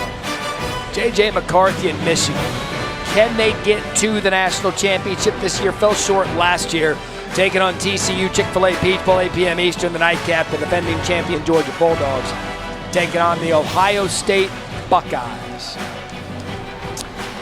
Sean Williams in the backfield for Labus in Iowa. They're going to give the ball to Williams off the right side. And again, I've said it all game, Lewis. You can say what you want about the score, but it's not because this Kentucky defense is getting beat. That was Oxendine.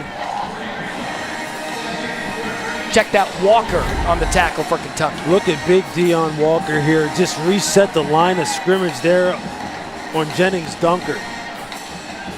Well, defensive coordinator Brad White said this about Deion Walker. We said, well, who does he compare to? What kind of upside does he have? I mean, this is just a young freshman mountain of a man at 6'3", 330. You know what he said? He said Jordan Davis. Jordan Davis. He said he has that kind of upside ultimately. Well, to be fair, he called him a small Walmart first. Yeah, he did.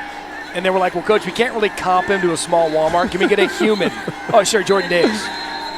The flag on the play is going to be a delay of game on Iowa's offense. Delay of game, offense, 5-yard penalty, still second down. Yeah, this guy, I'm telling you, he has just all the upside in the world. Former 4-star prospect. Plays what they call that 5 technique, the defensive tackle or defensive end position in the 3-4 structure with 3 down linemen, 4 linebackers. He can play up and down the line of scrimmage. He's just a guy who just resets the line of scrimmage with power. There's Labus going to take off in the design run. Tell you what, he hasn't gotten the memo about quarterback sliding. That's the second time we've seen him lower his shoulder in a gain of 10. 41 yards rushing for the Hawkeyes today. Zion Childress brings him down.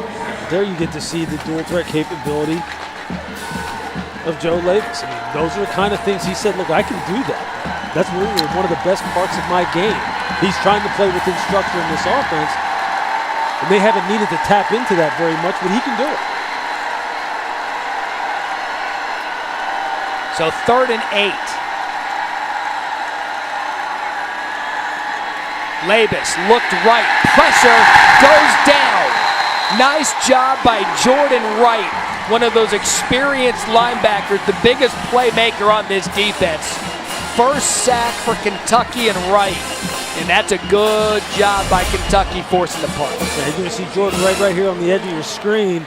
Look, this is a nice job of Labus on the part of not just going ahead and trying to force the ball somewhere and making a bad play even worse. And if you're Jordan Wright, that's exactly what you're supposed to do. Quarterback pulls the ball down, just keep working. Retrace your steps, circle around into the center of the pocket, put him on the ground.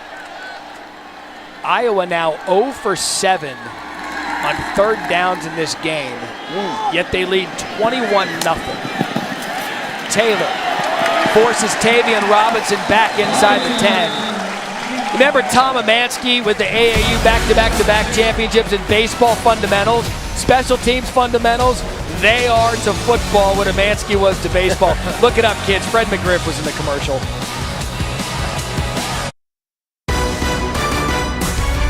The TransPerfect Music City Bowl on ABC is brought to you by TransPerfect, Simplify Global Business, and in part by Nashville Convention and Visitors Corporation. Visit musiccity.com. Anyone who tells me there's too many bowl games or that bowls don't matter, look at the activities this week that these teams got to enjoy here in the greater Nashville area, and the great job the folks at the TransPerfect Music City Bowl do putting on this great event. Have so much fun watching it in preparation. Kentucky now their fourth start inside their own 10. Field position, every bit of the battle today as Wade escapes out of there, finds Key. We also want to welcome in Kentucky basketball fans who may have been watching the basketball game today against Louisville. He's got the win 86-63. So if you're tuning in to your football school game, we welcome you here to Nashville. Lewis Riddick, Matt Berry, Harry Lyles with you. If you're looking for positive, there's another positive gain on first down. A little RPO. They fake the G-scheme run. He pulls the football, gets it out on the perimeter to Dane Key. These are the kind of things that Destin Wade can do. It's just consistency, stringing plays together. Now they got quarterback run. And that's what you have to do with him. He can do that.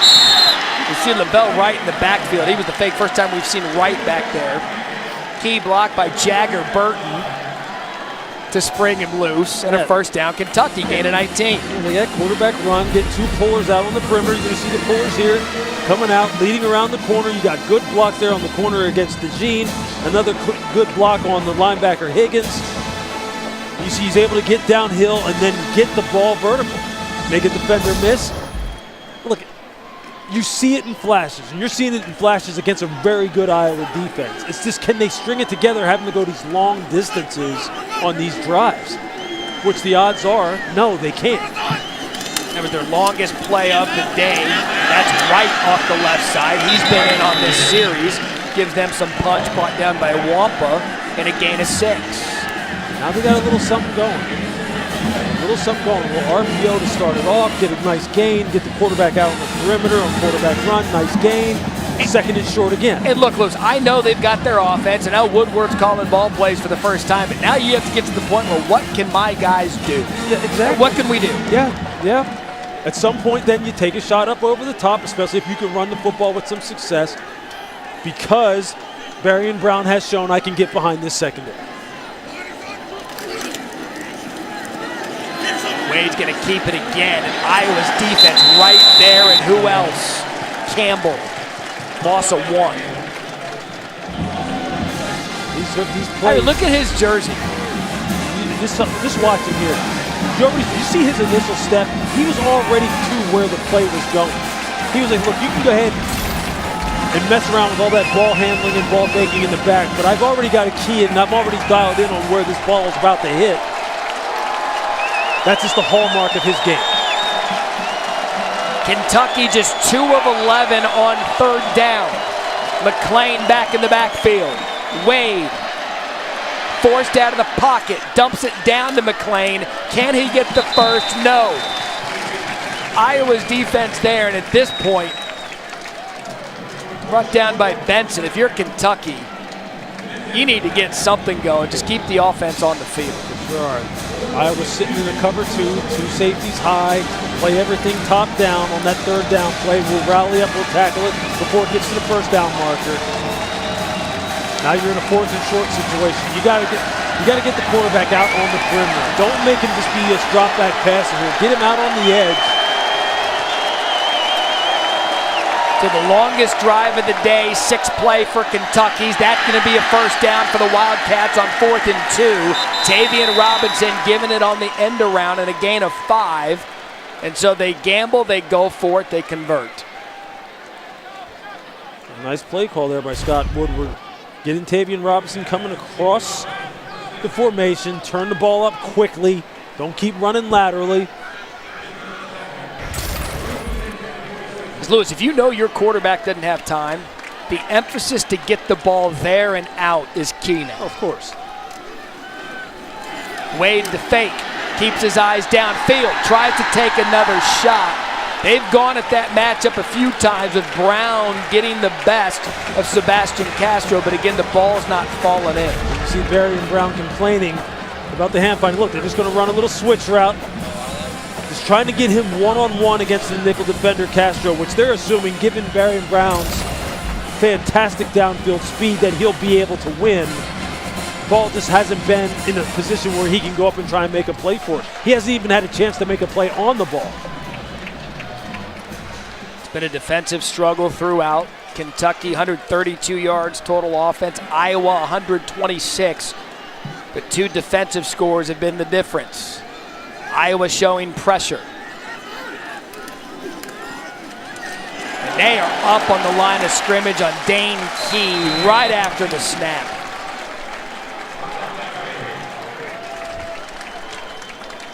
You see there Aaron Graves running off the field. He's the freshman 4-star recruit. Look, this guy is just fantastic. You're going to see him right here. Just watch how he comes off the football. Just takes the set. I mean, it's just not even fair what he does to Eli Cox right there. It's not even fair. This guy, you want to talk about another freak athlete? I mean, he is this guy. This is a guy who has over 1,000 points in high school as a basketball player. 4th in the state in wrestling as a senior, Max Preps Male National Athlete of the Year. And he's not even a starter. True freshman from Dayton, Iowa, 3rd and long. Wade gonna look downfield, no one there. Robinson and Brown both in the area. This might be a little too much for Stoops to digest with 4th and 12. You're gonna have to kick this one away. You wanna play?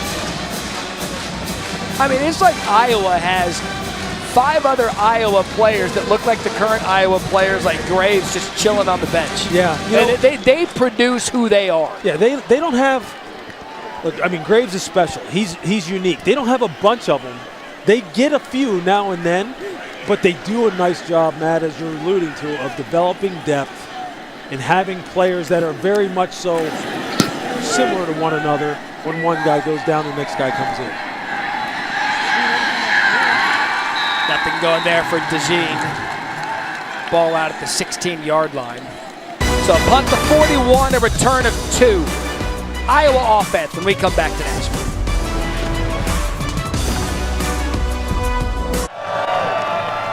$21-0 Iowa here at the TransPerfect Music City Bowl. If you follow Iowa football, if you don't, you should know they have really, really good tight ends historically. No different today. Sam Laporta ranks number 1 in reception among tight ends in history. Luke Lachey, another good tight end. He scored the touchdown in this one. You see Laporta banging through that Kentucky defense. This is a player again. He was hurt, tore his meniscus November 19th. Lachey puts it in for Iowa. Laporta could have easily opted out of this game, Harry Lyles, but he wanted to be right here with his team.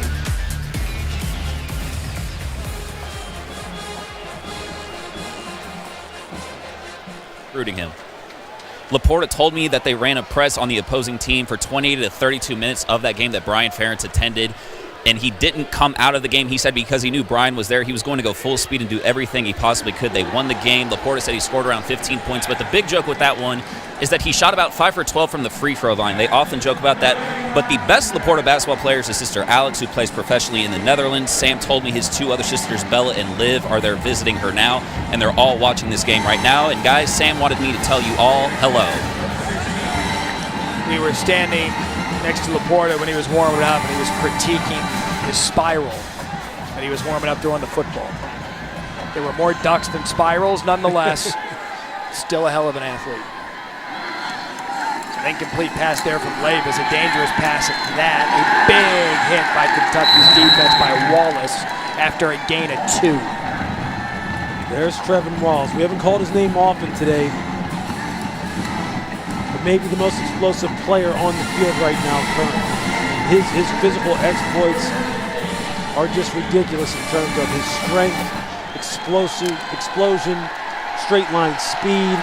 Former high school running back that's just scratching the surface of his potential. Look, Kentucky has a bunch of players like that. They just need to get some other positions fixed, namely quarterback, offensive line. But this defense has a lot of building blocks. Iowa 0 of 7 on 3rd down. Make it 0 for 8. That was Laporta, brought down by Weaver. Hawkeyes just one drive longer than 3 plays. And when you look at the statistics in totality, Lewis, this game comes down to 2 plays. Iowa ineffective offensively right now. Yeah, look, I mean, the Kentucky defense, we knew coming into this football game, they'd be up for the task. They knew the people that they had to take care of, and they knew that that was going to be the tight ends. It was going to be Laporta and Lachey. They knew that tight end screen was a big part of their game. Getting these tight ends one-on-one on the outside was a big part of their game. They've given up a few, but they've made a bunch of plays too. It's really just about this offense getting on track. A flag on the play, the Torrey Taylor punt. Robinson back to receive it. Couple of blocks there. Fans want a penalty from Robinson, takes it outside just across the 50 or shy of the 50. So Iowa fans wanted an illegal block. We do have a penalty flag on the play. Let's see what they call.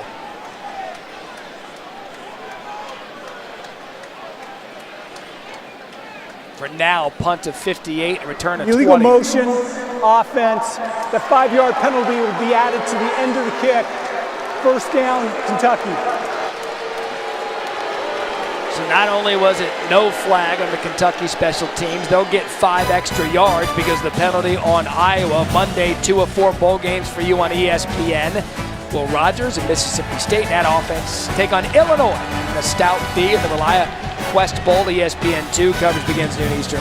On ABC 1 Eastern, dual threat quarterback Jaden Daniels and the SEC West champion LSU Tigers taking on Purdue. Jeff Brom, now the head coach at his alma mater at Louisville, whose basketball team lost to Kentucky today.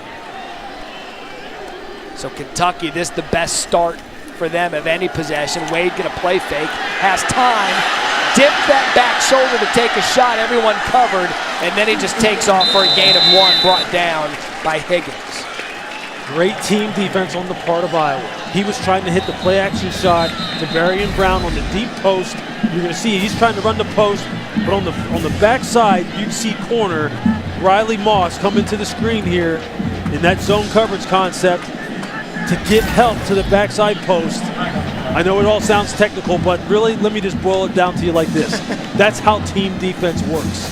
That's how good coordination in the secondary works. It takes away some of those combination deep shots off of play action that Kentucky has been looking for. The result of the play is a second down. After the play, unsportsmanlike conduct, offense number 2. It's a 15-yard penalty. It'll be second down. This is number 2 for Kentucky's first unsportsmanlike conduct foul of the game.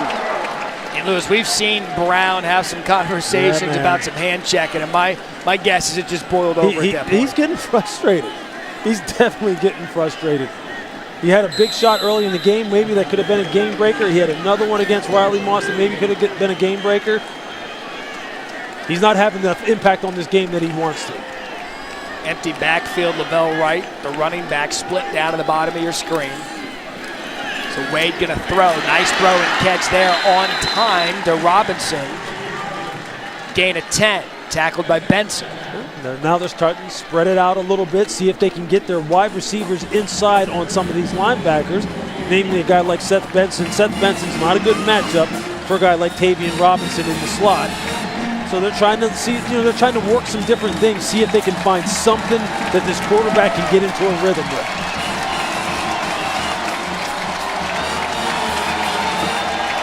But 3rd and 14 makes that a difficult task. And Kentucky has actually outgained Iowa on offense, just no points to show. Blitz coming, Wade out of there. Keeps his eyes downfield, finds Robinson. That was a good job of the mobility, Lewis, keeping his eyes in the play and finding a player for a gain of about 11. Yeah, they're just going to run a little bit of a fire zone. Drop a D lineman out of them. You see Lucas Van Ness dropping back into zone coverage. They bring Jack Campbell again. They bring Sebastian Castro, trying to confuse the young quarterback. Does a nice job of stepping out of the rush and finding the completion. Because of the big play, they've got enough to go for it here. 4th and 3, under a minute in the 3rd quarter. Wade to throw, over the middle, caught. And that'll be a first down, Kentucky. That was Dane Key. That was a good job to hold on to that ball because those Iowa defenders are right there to squish it. You watch the Kentucky tape, you'll see Dane Key can do that. He can make the contested catches in traffic. He's got strong hands. You're going to see Destin Wade just fire it in there. You see he's getting crunched. He's getting crunched in between DeJean and Seth Benson. They just need to capitalize now. They need to put this ball in the end zone, give them something to feel good about. Quick throw again, batted down. Noah Shannon. 4 seconds left in the third quarter. Wade planted that back foot, tried to get it out, but the defensive lineman's hand's too tall. Yeah, you can't get there, put your hands up, affect the throwing lane of the quarterback. Just good, fundamentally sound defense. Nothing real revolutionary about it. It's typical Iowa defense. You can't get to the quarterback. Your rush isn't going to get home. Just make it difficult.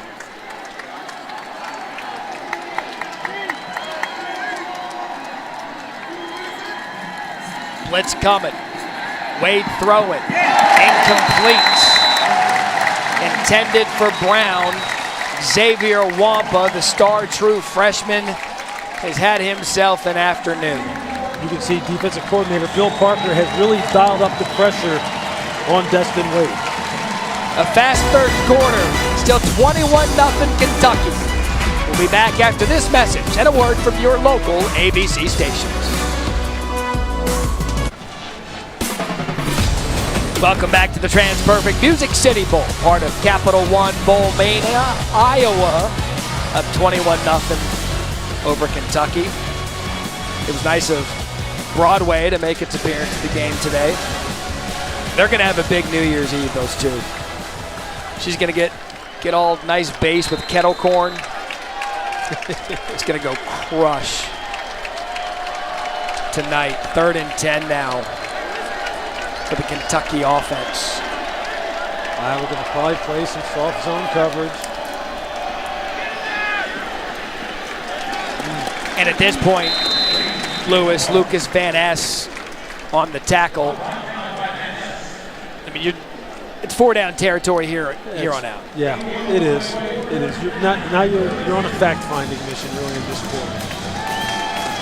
And coaches will tell you why bowl games are so important to them is because they are trying to find out some information heading on into winter conditioning, into spring football, and use this as a developmental opportunity for these young guys. And here for the quarterback, for Destin Wade, how are you going to execute here? Converted on a 4th down earlier on this drive, a 4th and 3. This a 4th and 9. Wade, quick shot, good throw, and it falls incomplete. Had it on Brown, Moss on the coverage, turnover on downs, Iowa. These corners for Iowa, we've talked about them all game. Pre-game, I talked about how much I like just the smooth, fluid athleticism of Riley Moss. And again here, you want to know why Barry and Brown has been so upset all game long? It's because he's been losing these one-on-one battles when he has had a chance to make the catch. You see, this is a nice job of just stripping the pocket of the wide receiver, being physical through the catch point. That really conceivably is a catch that a guy of Barry and Brown's capabilities has to make. He has to make those tough contested catches. That's just really been the story of this passing game all afternoon. So here's Laporte, a Wildcat quarterback. And why not? Why not line up the most successful tight end in school history with regard to reception? Let him play a little quarterback at a gain of 6. What have I told you? Kentucky's offense has actually outgained Iowa's offense. 3 drives in the third quarter, all 3 and out. So let's just put in our tight end. He's still out there. Having Laporte looking over to the sideline like, I got this. Let's go. I got this. Let him throw. Let me work on my Ronnie Brown back in the old Miami Dolphin days. Do a little zone read. Why not? Although he made, can we drop? Did he make the right read there, Lewis? Sure. Why not? Just Could hand it off. he have pulled that and kept it? I think he wants to. You know what? If you're Caleb Johnson, you're probably thinking, can I get a little run? I barely touched this ball today. Here's the old 22. Give it to me, Lewis. Let's just see here. What's the end man on the line of scrimmage? Well, he plays it a little soft. 15, Jordan Wright. So yeah, he handed it off. That was the right read. All right, grade it out. 0 for 8 on third downs. This is where he could be key if he can get a first down. 0 for 8 on the game. 0 for 9. Look, Kentucky's like, look, you're not going to disrespect us like that. You're not going to put your tight end at quarterback and wildcat us and just move the ball down the field. We're a proud defense too. Quite honestly, look, if I was Kentucky's defense, I'd be ticked. I'd be ticked right now that a team is beating us 21-0. We've outgained them offensively, but we can't score any points, and now they put their star tight end at wildcat quarterback on national TV. I'd be pissed. I mean, you are. I'm looking at you. I am. I see your. I'm kind of mad for him. You are, Lewis. I could tell. So look, the defense did its job again, forcing a punt. Again, the story of this game has been the 2 pick sixes. Iowa scored the 1 offensive touchdown. And David Robinson fair catches it after a punt to 41. So Laporta, the quarterback, has Lewis all fired up. Right now, 21-0 Hawkeyes in the fourth.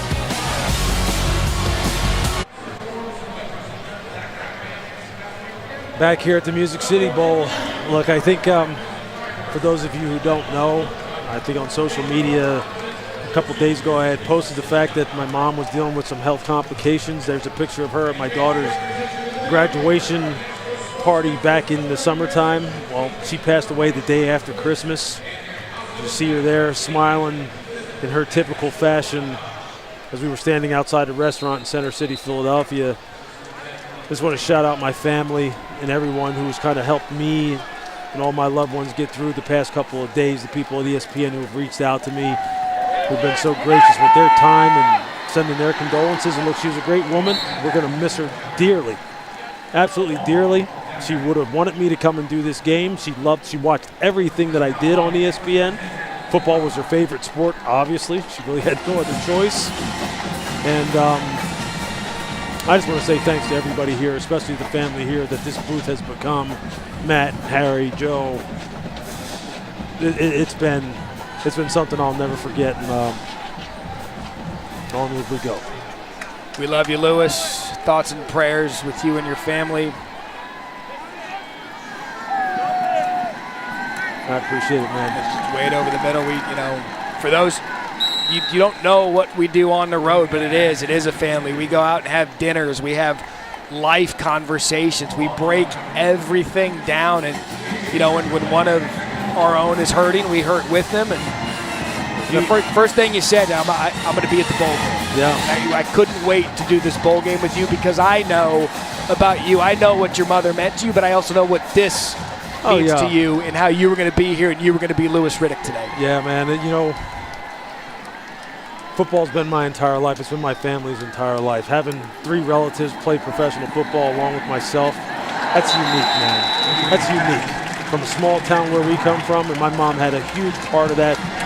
Raised 2 sons who both played in the National Football League. She wouldn't have wanted me to miss this, and I know she's watching this game, and she's, probably critiquing my outfit and talking about my tie and telling me I talk too much and stop talking about X's and O's, tell some stories. We are now, Martin. So here we are. We're telling your story. Yeah, there you go. She would have loved this too. And Myrtle, he is wearing his vest, jacket optional. 3rd down and 4 for Kentucky.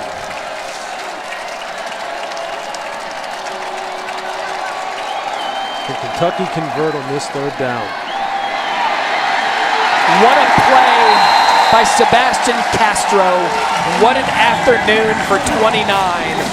And the rest of this Hawkeyes defense, 6th sack of the game. Sebastian Castro has been making plays since the very beginning of this game. And when you can get a young quarterback to hold the football and then start patting the ball and then tapping his feet, and then you just kind of it's like a boa constrictor. You just kind of close in on him, man. You just close in on him, and a lot of these times, young quarterbacks like that, then they just either throw the football up for grabs and make mistakes, as you saw Destin Wade do earlier, or they take sacks. They just rarely will throw it away and live to fight another day. It's just been uphill climb for Destin Wade all game long. 10th punt of the game. That one's going to bounce inside the 30-yard line. It has been a defensive game as expected, but Iowa, the 21-0 edge.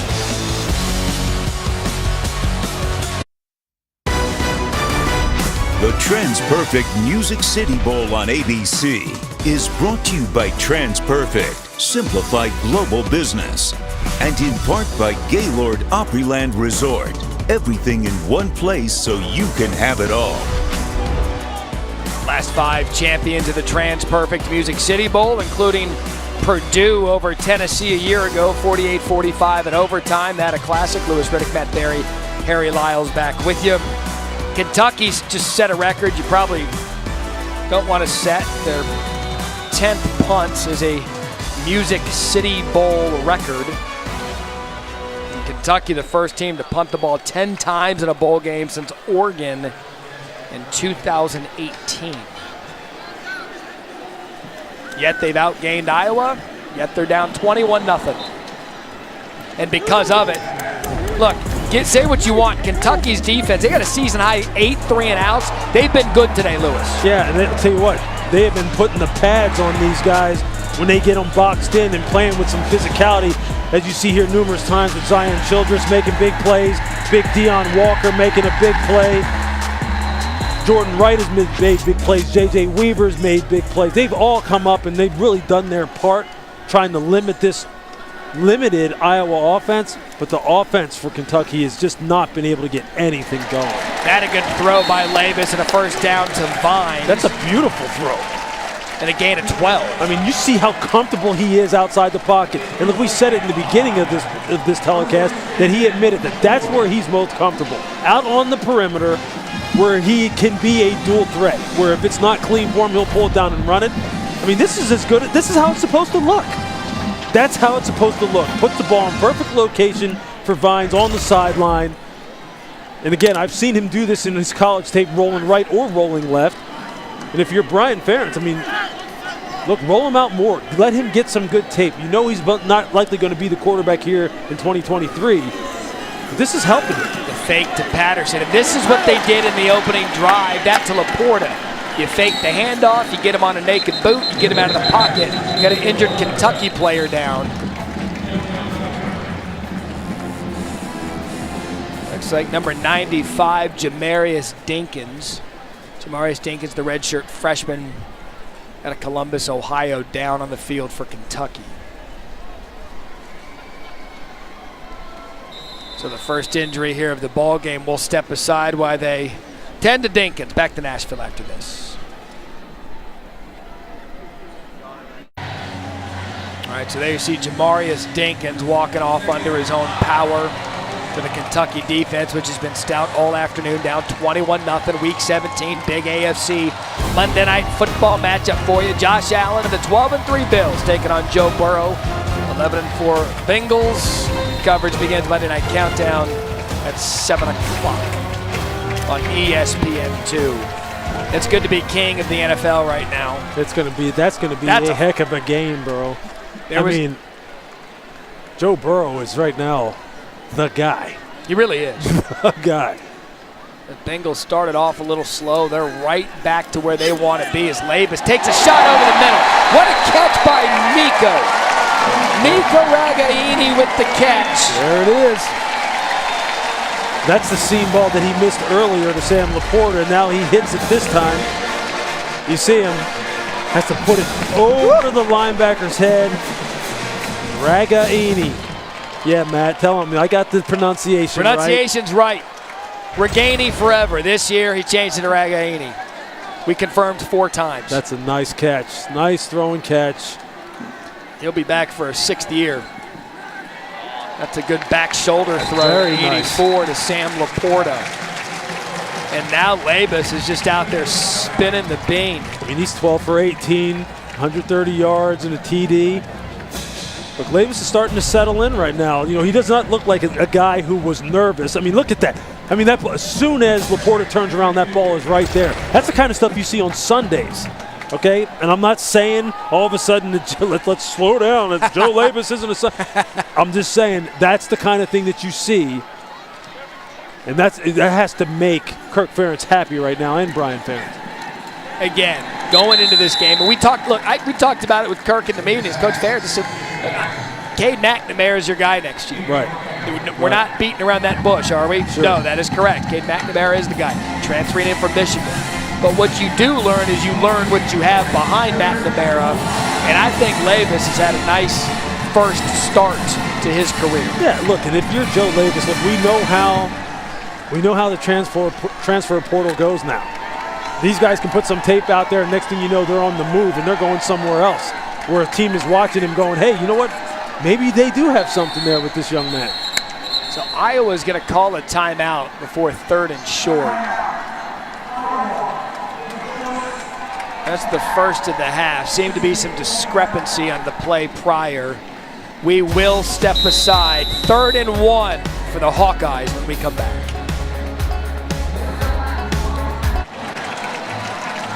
Lewis, over under 10:30 p.m. for those two. Way under. Like, will they see midnight? Way under. We know they'll see Broadway. Well, you know, will they see midnight? There's always a chance you could go get a power nap, recharge, catch a second win. You know what I mean? All right. I've got no chance. And we also have 3rd and short for the Iowa offense. What a stop. Kentucky's defensive line put a hit on Jazz Patterson. Justin Rogers. Man, look, the score doesn't indicate it, but Kentucky's defense needs a lot of credit for how well they've played today, bringing up a 4th and short. Yeah, if you're Iowa, you might want to block him.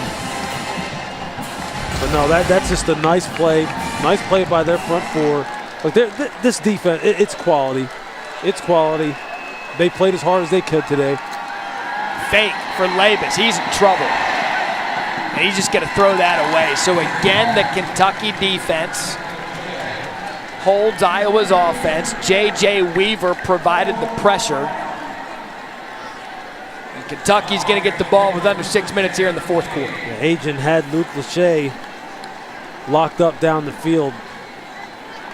Just as a smart play there on the part of Levis. Just throw it away then. Look, you know the play's dead. Don't take a sack. Don't do anything stupid with the ball. I like some of the things that Levis has showed, Matt, as this game has progressed, as they continue to turn him loose a little bit. So a new quarterback now in for Kentucky, Deuce Hogan. Going to get some reps for the Wildcats. And that's Hogan's first throw. Not sure he was out of the tackle box there. They said he had a receiver in the area. Yep, he did. All right.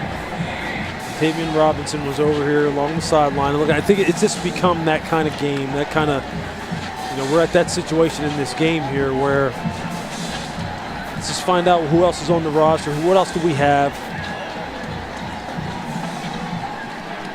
And Hogan, a transfer from Iowa, from South Lake, Texas, with the Grapevine Faith. Pops it out of the backfield to McClain. Now the quarterbacks were the story coming in because of the young players playing today, but also who's coming in for both programs next year. I mentioned Cade McNamara. He has transferred from Michigan. He will be the starting quarterback for Iowa next year. And Devin Leary, he was the crown jewel of that transfer portal class of quarterbacks. He's going to be here at Kentucky. And that gives, with Kentucky's defense and an upgraded offensive line. There's the key. There's the key, man. There's the key, the offensive line. Mark Stoops has to make sure that they shore that up. Because I don't care who you have at quarterback. You can go get Patrick Mahomes and see if he has any more eligibility left and bring him back here if you want. It's not going to work if they can't protect the passer. You throw on the tape for Kentucky this year, their offensive line is just getting mauled. And I mean, they can't get anything going in the run game on a consistent basis. Although Chris Rodriguez is freaking fantastic, they can't protect the quarterback. Levis is running for his life. They can't push the ball down the field because they can't. They have to take care of the front five, and then they'll be able to go. Because in the SEC, you know you won't survive without it. Hogan transferred to Kentucky after last year's bowl game, and that was a good shot over the middle to Dane Key. You see Levis over there on the sidelines as he prepares for his NFL future. I mean, think about the athletes that you have. And look, those Mike Fires and those Will linebacker Fires, meaning those blitzes coming into A and B gaps, they have been bringing them at these Kentucky quarterbacks all day long. All day. And Seth Benson and Jack Campbell have just wrecked havoc. Jack Campbell there after a gain of 3. And fans, be sure to tune in to the ESPN app for the Capital One postgame. That will be immediately following the game, as we have under 3:50 here in the fourth quarter. Iowa up 21-0. Hogan to the outside. To LaBelle Wright, no gain. Look, when we talk to Mark Stoops, think about some of the things that they were fighting all year long here. An offensive line that's underperformed and undermanned. Okay, they have a new offensive play call. They had a new offensive coordinator this year that just didn't work out for them. So there's another thing that threw, things out of whack. And then, Will Levis is dealing with injury. There's another thing on top of it. Will Levis is dealing with the fact that expectations went through the roof for him. So maybe he's trying to press too hard to play, even better than he played in 2021. That's working against him. There's just a lot of things that didn't add up for Kentucky's offense this year. That they're going to have to go back to the drawing board this winter. You got the quarterback to do it, Leary, as Hogan completes another pass. It is time now for today's Capital One player of the game.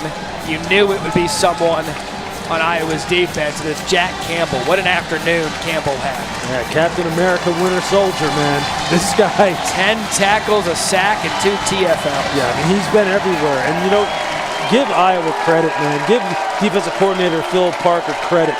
He knows what he does best, and that's when he is coming downhill, straight forward, towards the line of scrimmage.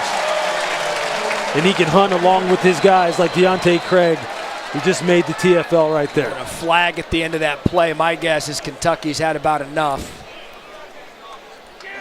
The result of the play is that the pass receiver was short of the line to gain, so the ball will go over to Iowa first down. After the play, sideline warning, Iowa. This is their first and only sideline warning of the game. Let's revisit our Capital One player of the game and Jack Campbell. I love it when a player lives up to their advanced billing. Yeah, look, we said in the open that this guy is a downhill player with good range to the perimeter. You see that? Range to the perimeter, and then he's a heavy hitter.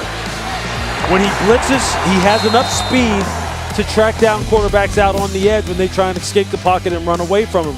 He's going to be up. It's going to be a lot of interesting discussion between now and the draft when that kicks off in Kansas City this spring, as far as what exactly is his projection like in the NFL. But I'll tell you this, as far as today and as far as his college career, you couldn't have asked anything more of him. Jazz Patterson playing some sweet music there on first down in the Music City, and a big gain. And at this point, Iowa could probably take their time, sit on this one, and celebrate a TransPerfect Music City Bowl victory. Thinking about this, between Jazz Patterson and Caleb Johnson, 2 freshman running backs, look, they've got some nice building blocks in Iowa as well, not just on the defensive side, but on the offensive side. They have the beginnings. They have a young offensive line that Kirk Ferentz said is going to get better, is going to continue to develop. They just have got to get some perimeter weapons. They're going to lay this throw. He's got a man. It's Lachey. And it's incomplete. Lachey had the only offensive touchdown of the game for Iowa. Zion Childress on the coverage. You're going to see Lachey just run right down the middle of the field. You're going to see the safety right there. Zion Childress got caught with his eyes in the backfield, off of the backfield action, play action fake. Those are the easy ones that have to be easy completions, have to be 6. you wonder if Iowa will just do that. Jazz again. Jazz won. Iowa on the doorstep of a little bowl history. Last Big Ten team with a bowl game shutout. Penn State's over Texas A&M, 1999 Alabama Bowl.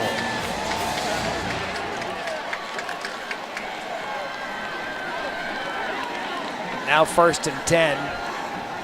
Minute left in the game. Labus. Naked boot. Tipped, intended. Lachey was there. Might have been a touchdown again if he could have got it up over the defender. He might have been able to just scoot down the sideline. Let me ask you, you brought up the Laporta playing quarterback earlier. Probably getting under Kentucky's skin. Yeah. What about this? Hey, you know what? If you're Iowa right now, you're trying to just work on some things offensively to, again, use this as almost like a springboard into winter conditioning and into spring practice. Let's just see what else he can keep doing. It's not their job to placate the Kentucky coaching staff and or roster. They're trying to work on some things right here. And he overshoots the tight end again. That was Lachey. See, those are the kind of throws, again, those are the kind of throws that have to be completions if we're just really organically evaluating this situation, which is exactly what the coaching staff is doing.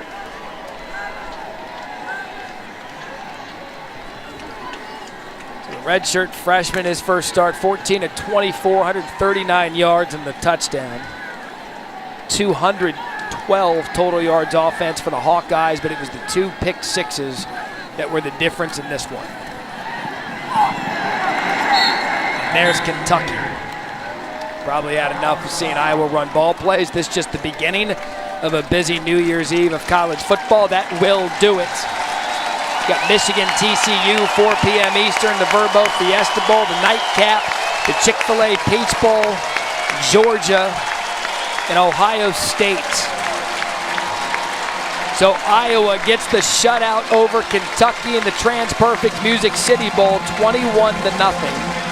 Again, you can watch the post-game show presented by Capital One over on the ESPN app. You can also see it right here on ABC. Lewis, what a pleasure it's been this year. Bro. Thursday night college football, ending our season here at the Music City Bowl. This has been a great ride, man. We started off in Pittsburgh with the backyard brawl. What a ridiculous atmosphere that was. Had some great matchups all year long. The Egg Bowl was just fantastic. Our time down at Coastal Carolina, top it off here in Nashville. Look, I mean it when I say this. This group, this unit has become a pretty close-knit family, man. We've developed a nice little chemistry here. I think we have done Thursday night college football a lot of justice. We're hoping a lot of teams want to play on Thursday night footballs and give us a chance to talk about them because we enjoy it, man. It really has been fun to get out to some of these campuses across the country and kind of wrap it up here with a marquee bowl game on ABC as Iowa ends their season 8-5, shutting out an SEC opponent. Again, the Big Ten, through these bowl games early on, they flexed their muscle. Yeah, they had a rough season in terms of top to bottom. I know they've got 2 teams in the college football playoff, but Jack Campbell and Iowa, it makes you wonder. It makes you wonder if they had a little more success offensively throughout the season, how good this Iowa team could have been, big picture. Yeah, more explosive playmaking at quarterback combined with more explosive playmakers. It goes together on the perimeter. You can just produce some chunk plays, man, where you don't have to go on 8-10 play drives all the time. With this defense, come on. You're an easy double-digit win team. You're an easy 10-win team. Easy.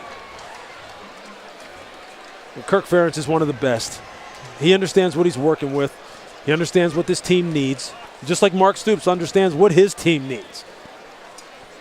We'll see what they do this offseason. 24 years, the head coach of Iowa, longest tenured FBS coach. 24 years. Think about that in this day and age. There are fan base. There's a couple first-year coaches, I'm not going to name names, where fan bases want that guy out now. First year. Yeah. Ferentz is in year 24. Yeah, what did Mark Stoops say? He said we were in a microwave society, now we're in like a hypersonic microwave society. Yeah, microwaves now are slow cook ovens. Right. Let's go down to Harry. Coach, second year in a row you played Kentucky, got the win. How does it feel? Oh, great. Our guys really handled the month really well. Obviously played hard today and just really proud of all of them. Joe Labus came out here, got it done. He said he felt prepared.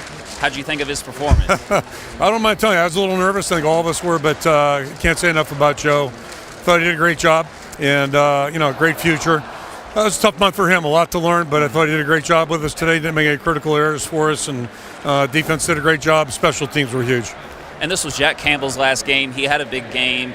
He's somebody that you said, hey, all the young guys, if they just learn from him, they're going to be all right. What did you think of his performance and just him as a Hawkeye? I mean, he's an unbelievable person, unbelievable player. Sam Laporta, Riley Moss, we got some great guys. Those guys are senior leaders, and they mean so much to our program. I'm so happy for all those guys. Always good to go out on a win. Appreciate you, Coach. Appreciate it. Thanks, Harry. Okay. Harry, thank you. Kirk Ferentz, they're setting up the post-game stage as we speak to award the TransPerfect Music City Bowl trophy. Lewis Riddick, Matt Berry, Harry Lyles. I know my friends in Atlanta, Joey Galloway, Jesse Palmer, Kevin Nagandi. They were begging for no Phil show. It's a little studio terminology for you. Basically, translate to Galloway not wanting to work. He just wants to do the half times and get out of there. This guy's done some work today. What a legend. He's going to do some work trying to get that dye out of his beard, too. All right, as we welcome you to the post-game presented by Capital One, the festivities are about to begin. But first, this message.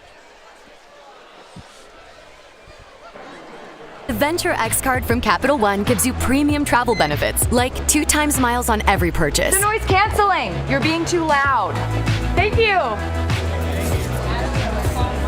Good choice. Ooh, my lucky number. Earn 5 times miles on flights. Enjoy your stay. Going up? And 10 times miles on hotels through Capital One Travel. Plus, get access to over 1,300 airport lounges. White wine, please. And maybe see the one and only Taylor Swift. Capital One, what's in your wallet? Let's go down to Harry Lyles. Here with Jack Campbell. Jack, your final game as an Iowa Hawkeye. You told me it meant a lot to you just to put on that black and gold one more time, man. How'd you feel about this one? Yeah, no, I mean, the whole game, it wasn't perfect, but we kept fighting. I'm just so proud of my team.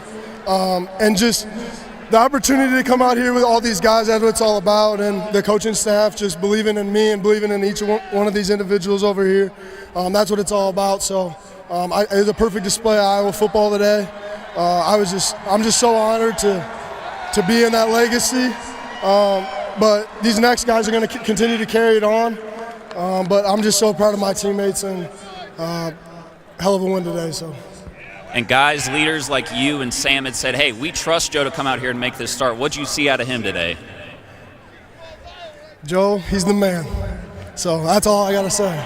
I mean, you come in, you get a win, that's all what it's all about. So. What'd you think about Sam's quarterback skills? He's all right. I think I'd look a little bit better back there, though. Appreciate you. Yep, thank you.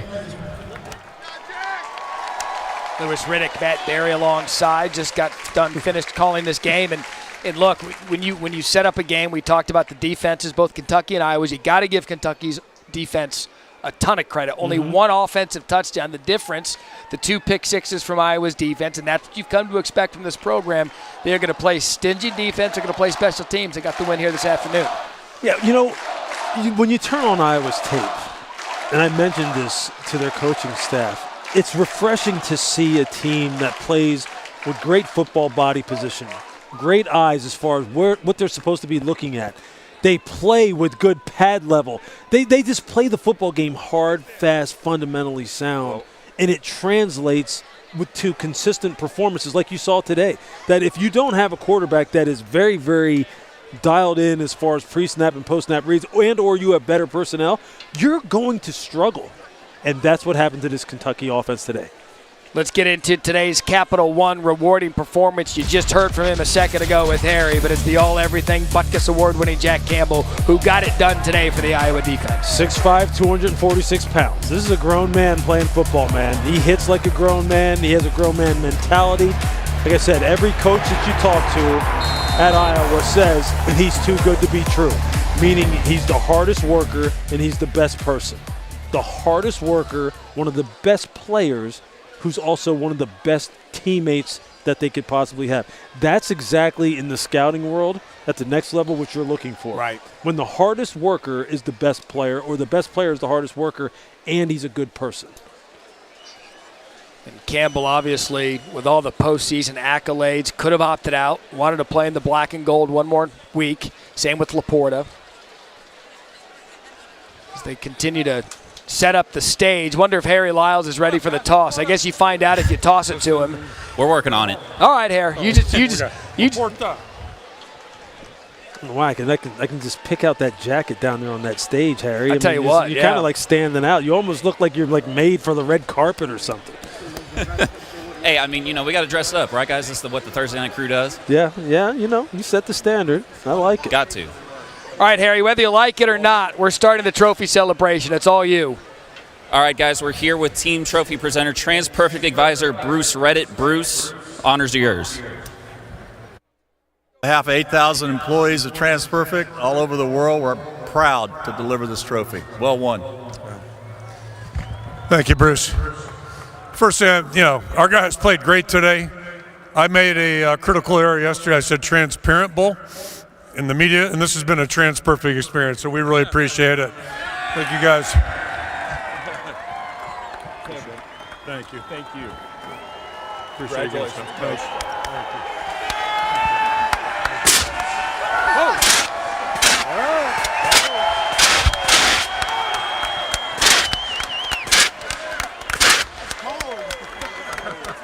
That's a little chilly right there. You guys want to take a shot? Coach, you've been doing this for a while. Another bowl win. Does it ever get old? Come on. Yeah, just playing games.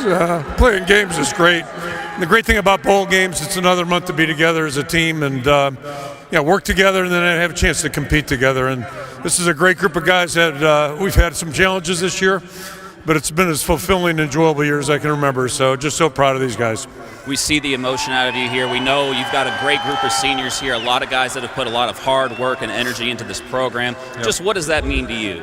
That's what it's all about. I mean, that's what you're trying to do is get guys who are going to show up every day with a good attitude and work hard and stay together. And these guys have done that day in and day out. And I'm just, I think all of us as coaches are extremely proud. Congratulations, Thank Coach. you. Thank you. Let's get to this MVP trophy, huh? I've got TransPerfect Music City Bowl Board Chair Yvette White here. Hello. The honor is all yours. I have the honor of presenting to you the MVP of this game. Cooper DeJean.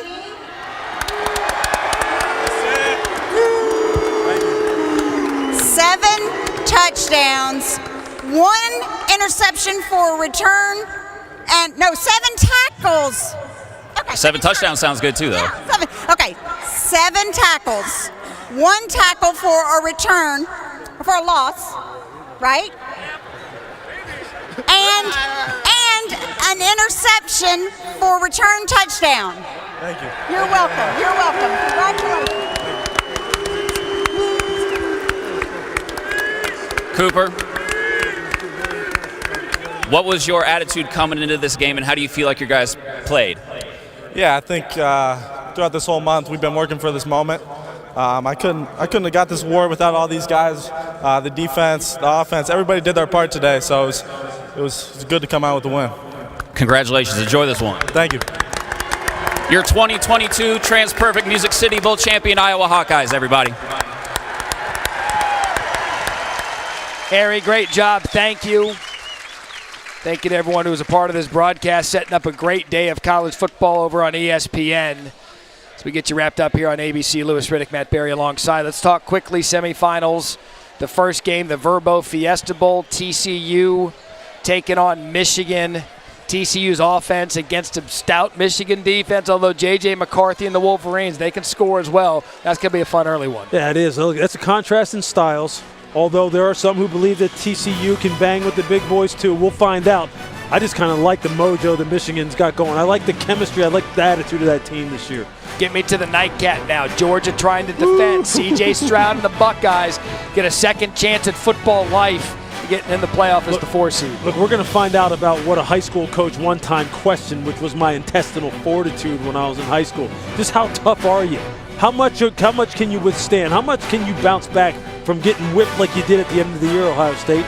Can you bounce back against a Georgia team that right now, look, this team knows, this team has championship ilk. They have championship DNA. Let's see if you can go ahead and put together a good performance and shock the world tonight. But here the Big Ten gets its bragging rights over the SEC. Can Ohio State do the same tonight as Iowa gets their win 21-0 over Kentucky? For everyone that's been a part of this crew, the Iowa Hawkeyes, congratulations, 2022 TransPerfect Music City Bowl champion. For Joe McCoy, the producer, Lewis Riddick, and Harry Lyles, I'm Matt Berry saying goodbye from Nashville. Thanks for watching the trophy ceremony presented by Capital One. There is nothing better than college football bowl games, and we were happy to be a part of this one. Enjoy the college football playoff semifinals. Trent will trend.